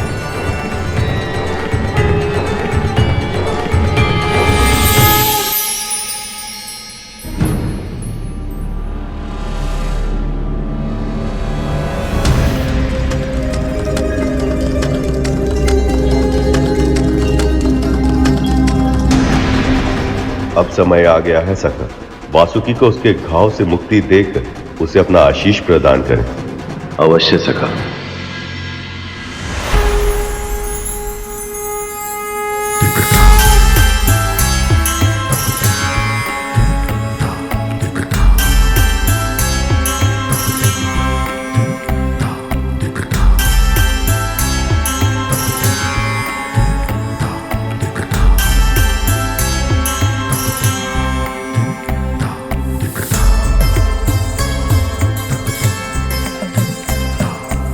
हे नीलकंठ, महादेव, अपने चरण में मुझे शरण देकर मुझ पर दया करें।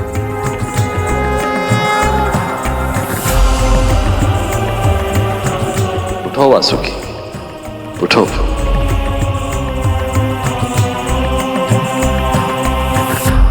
इस मंथन में अतुलनीय योगदान देकर तुमने मुझे अत्यंत प्रसन्न किया है वासुकी।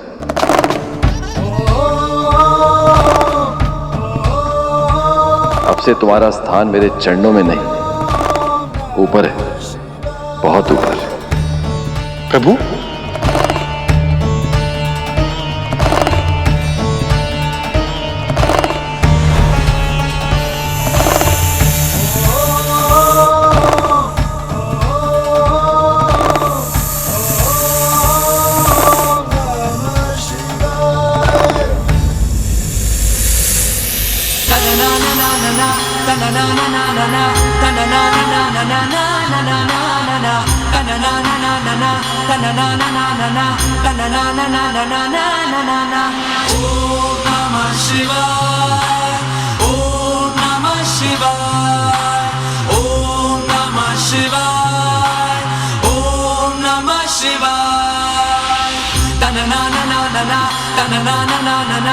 अब से वासुकी सदैव मेरे कंठ पर वास करेगा। जो प्राणी श्रावण माह में नागों की पूजा करेगा उसे मेरा विशेष आशीर्वाद प्राप्त होगा। नागेश्वर महादेव शिव की। नागेश्वर महादेव शिव की। नागेश्वर महादेव शिव की जय। नागेश्वर महादेव शिव की जय। नागेश्वर महादेव शिव की जय।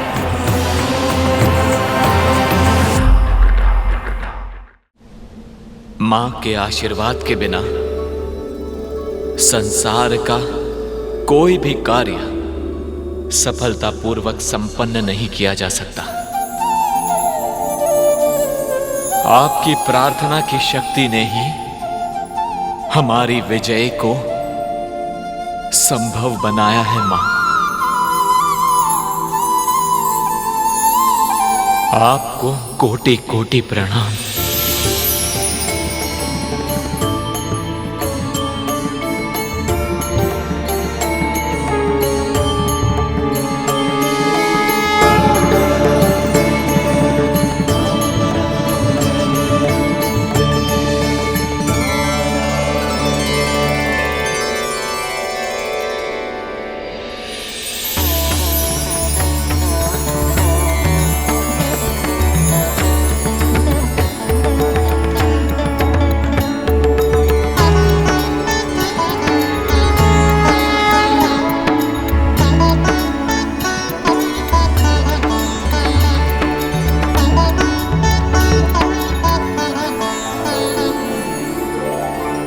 देवराज, स्वर्ग का सिंहासन आपकी प्रतीक्षा कर रहा है।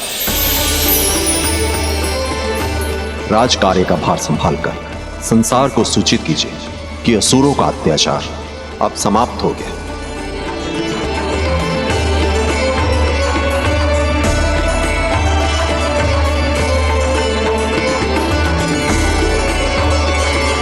हे परम पिता, परम प्रभु नारायण, आपकी कृपा के कारण ही आज हम सब इस शुभ क्षण के साक्षी बन पाए हैं। मैं देवराज इंद्र सभी देवताओं की ओर से आपको वचन देता हूं कि हम अपनी शक्ति का उपयोग सदा सर्वदा धर्म की रक्षा करने के लिए ही करेंगे।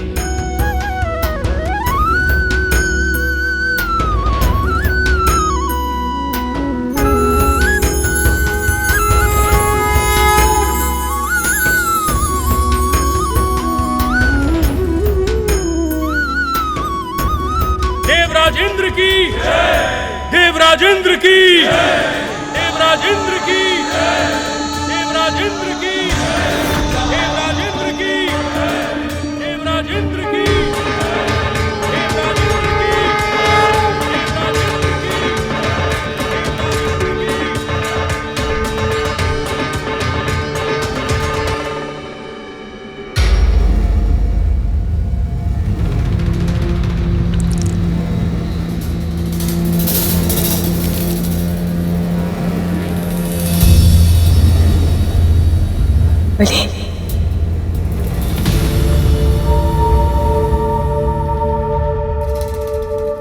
गुरुदेव,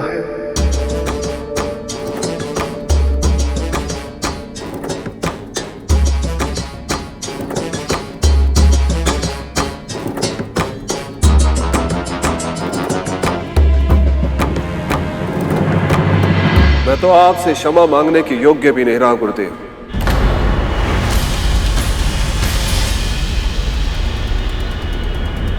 आपने बार बार चेतावनी दी थी मुझे कि मंथन में भाग मत लेना,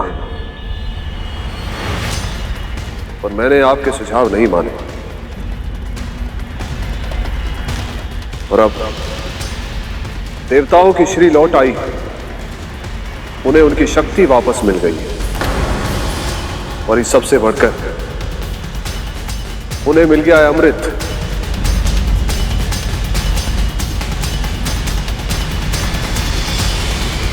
मां,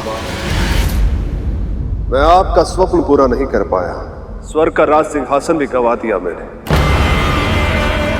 और इस सब में देवताओं के छल बल से अधिक योगदान मेरी मूर्खता का है। पुत्र,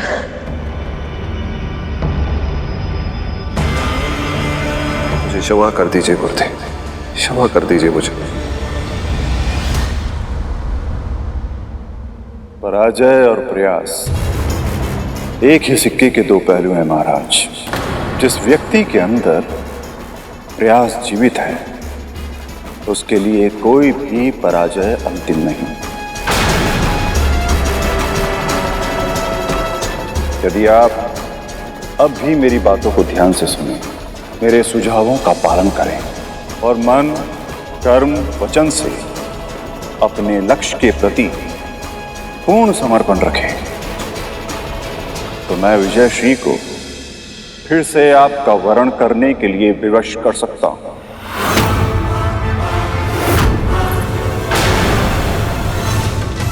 और जो कुछ भी आपने खोया है, वो सब कुछ और उसके अतिरिक्त बहुत कुछ आप प्राप्त कर सकते हैं।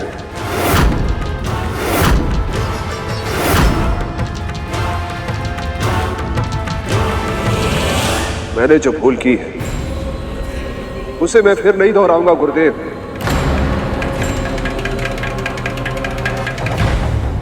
आपके हर सुझाव का आदेश की तरह पालन करूंगा। आपके दिखाए मार्ग पर चलूंगा मैं।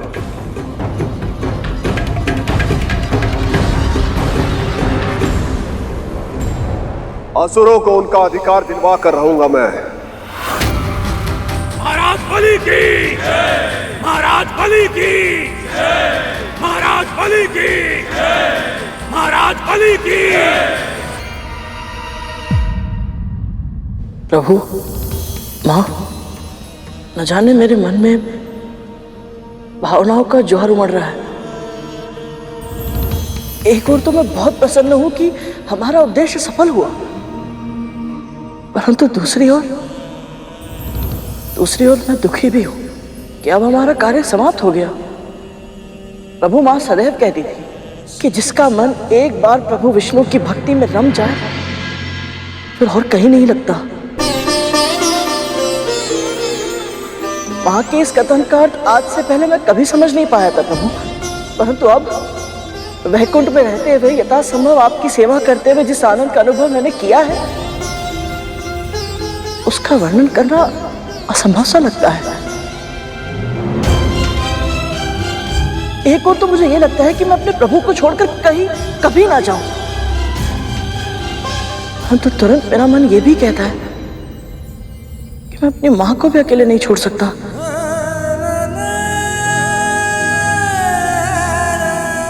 और विशेष रूप से तब जब बड़ी मां के कारण प्रतिदिन प्रतिक्षण वो यातना और अपमान का जीवन जीने के लिए विवश है। भावनाओं का ज्वार केवल तुम्हारी नहीं, मेरे मन में भी उठ रहा है गुरु। जानती हूं तुम्हें अपनी मां के पास जाना आवश्यक है, किंतु तुम्हें यहां से भेजने का मेरा तनिक भी मन नहीं है।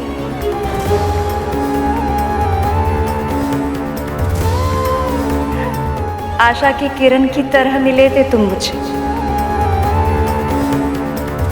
जब मैं स्वामी के प्रतीक्षा में व्याकुल थी।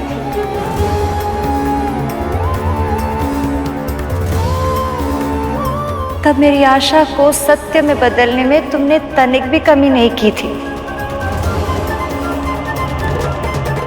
समुद्र मंथन जैसे विराट कार्य को सफल बनाने में तुम्हारा अद्भुत योगदान है करुण। देवी लक्ष्मी सत्य कह रही है गरुड़, पर स्मरण रहे, जीवन में कभी कुछ भी स्थायी नहीं होता।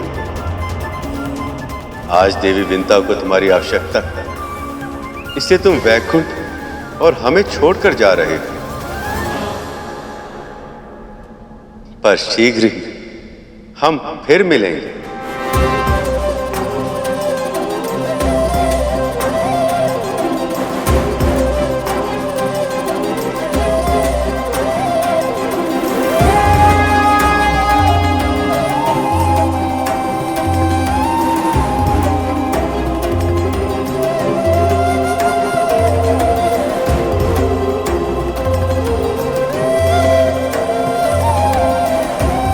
माँ को मेरा प्रणाम कहना।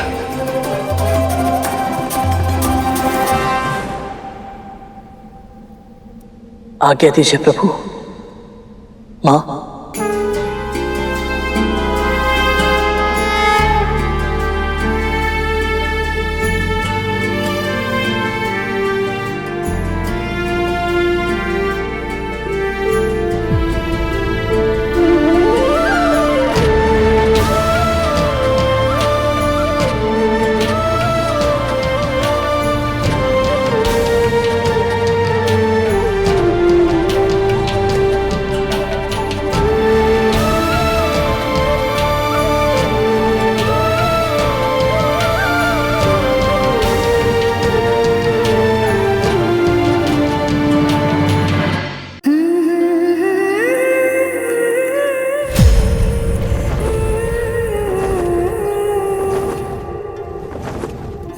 गरुड़,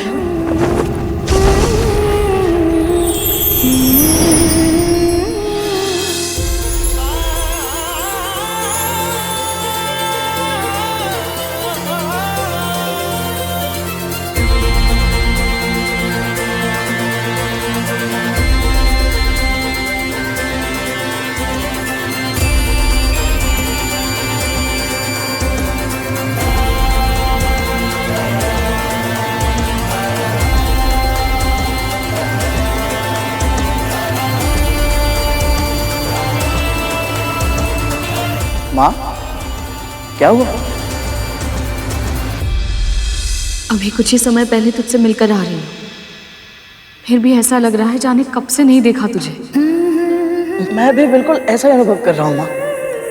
आपके आंचल की छाव में जो सुख है वो और कहीं नहीं है। बस कर, अब अधिक बातें मत बना। तुझे देखकर ही पता चल रहा है तू यहाँ आ तो गया है, पर अपने मन का एक भाग वैकुंठ में ही छोड़कर आया है। सच बता, वहां की स्मृति सता रही है ना तुझे? आपको सब कुछ पहले से कैसे पता चल जाता है माँ? केवल मुझे ही नहीं, इस संसार की हर माँ को अपनी संतान की मन की दशा पहले ही पता चल जाती है।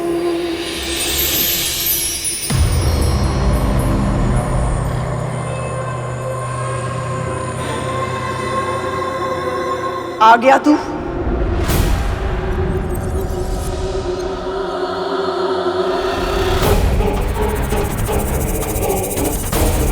प्रणाम महारानी। कहाँ है?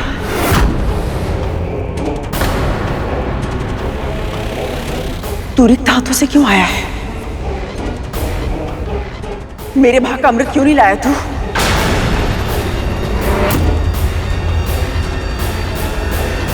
तेरी ही समक्ष देवताओं ने वचन दिया था ना, यदि वासुकी ने अमृत मंथन में सहायता की तो मेरे पुत्रों के भाग का अमृत उन्हें अवश्य मिलेगा। तो फिर अमृत कहाँ है?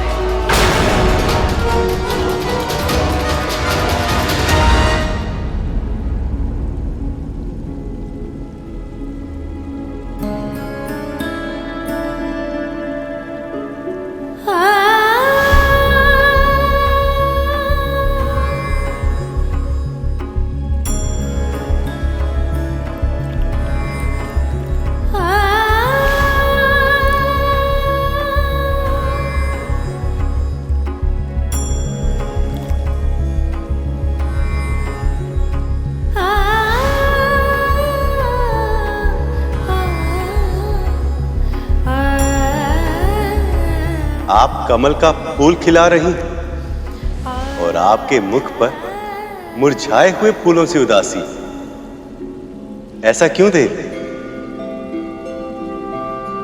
पुत्र के मुख पर दुखों की छाया देखकर मां प्रसन्न कैसे रह सकती है? आप गरुड़ के लिए चिंतित हैं ना देवी? प्रभु, आपने अपने हृदय में स्थान देकर मुझे सब कुछ दिया है, पर यदि मैं आपसे कोई उपहार मांगू तो? आपको प्रसन्न करने के लिए मुझे जो भी करना हो मैं वो अवश्य करूंगा देवी।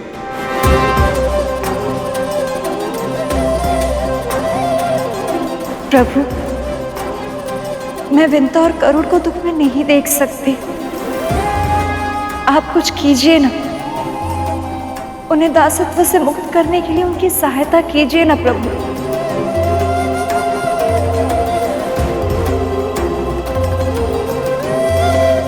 प्रभु, आप मुस्कुरा क्यों रहे हैं?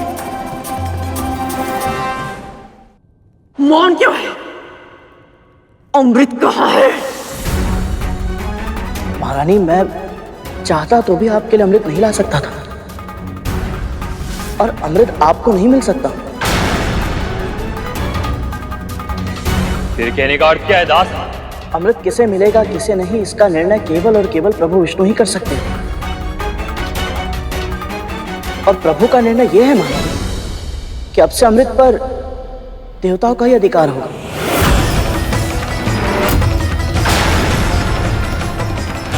यहां तक कि असुरों को भी अमृत नहीं मिला है। ये कैसे संभव है? जब वासुकी को लेके जाना था तब देवताओं और असुरों दोनों ने सहमति दी थी कि मेरे पुत्रों में भी अमृत बांटा जाएगा। परंतु जो वस्तु उनकी थी ही नहीं, उसके लिए सहमति देने का अधिकार भी नहीं था उनके पास। उन्होंने आपको ऐसा वचन दिया था जो वो कभी पूरा नहीं कर सकते थे। यह निर्णय केवल और केवल श्री नारायण का ही है। पता है, जब राहु ने छल से देवताओं की पंक्तियों में बैठकर अमृत का पान किया तो प्रभु ने अपने सुदर्शन चक्र से उसका शीश धड़ से अलग कर दिया था। अमृत ग्रहण करने के बाद भी उसका जीवन मृत्यु से भी बुरा है। महारानी, मेरा सुझाव तो यही है कि आपको अमृत को भूलकर प्रभु के निर्णय को स्वीकार कर लेना चाहिए।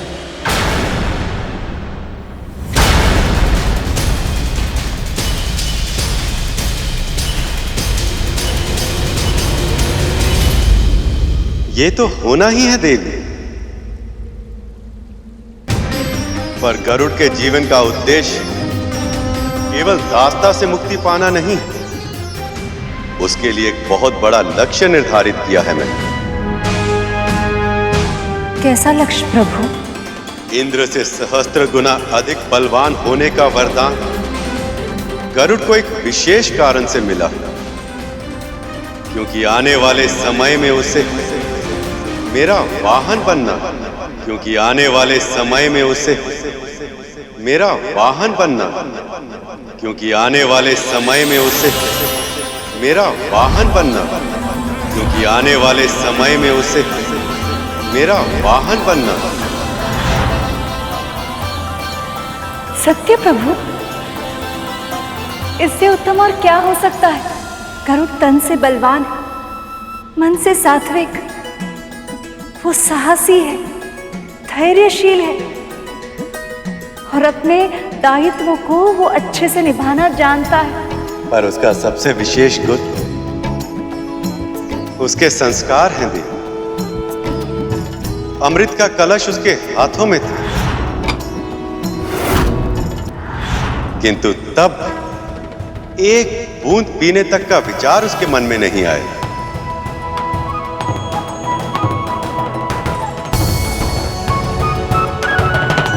प्रभु, हम किसकी प्रतीक्षा कर रहे हैं? चलिए ना, हम उन दोनों को ये सूचना दे देते हैं। गरुड़ और विंता ये बातें सुनकर कितनी प्रसन्न होंगी।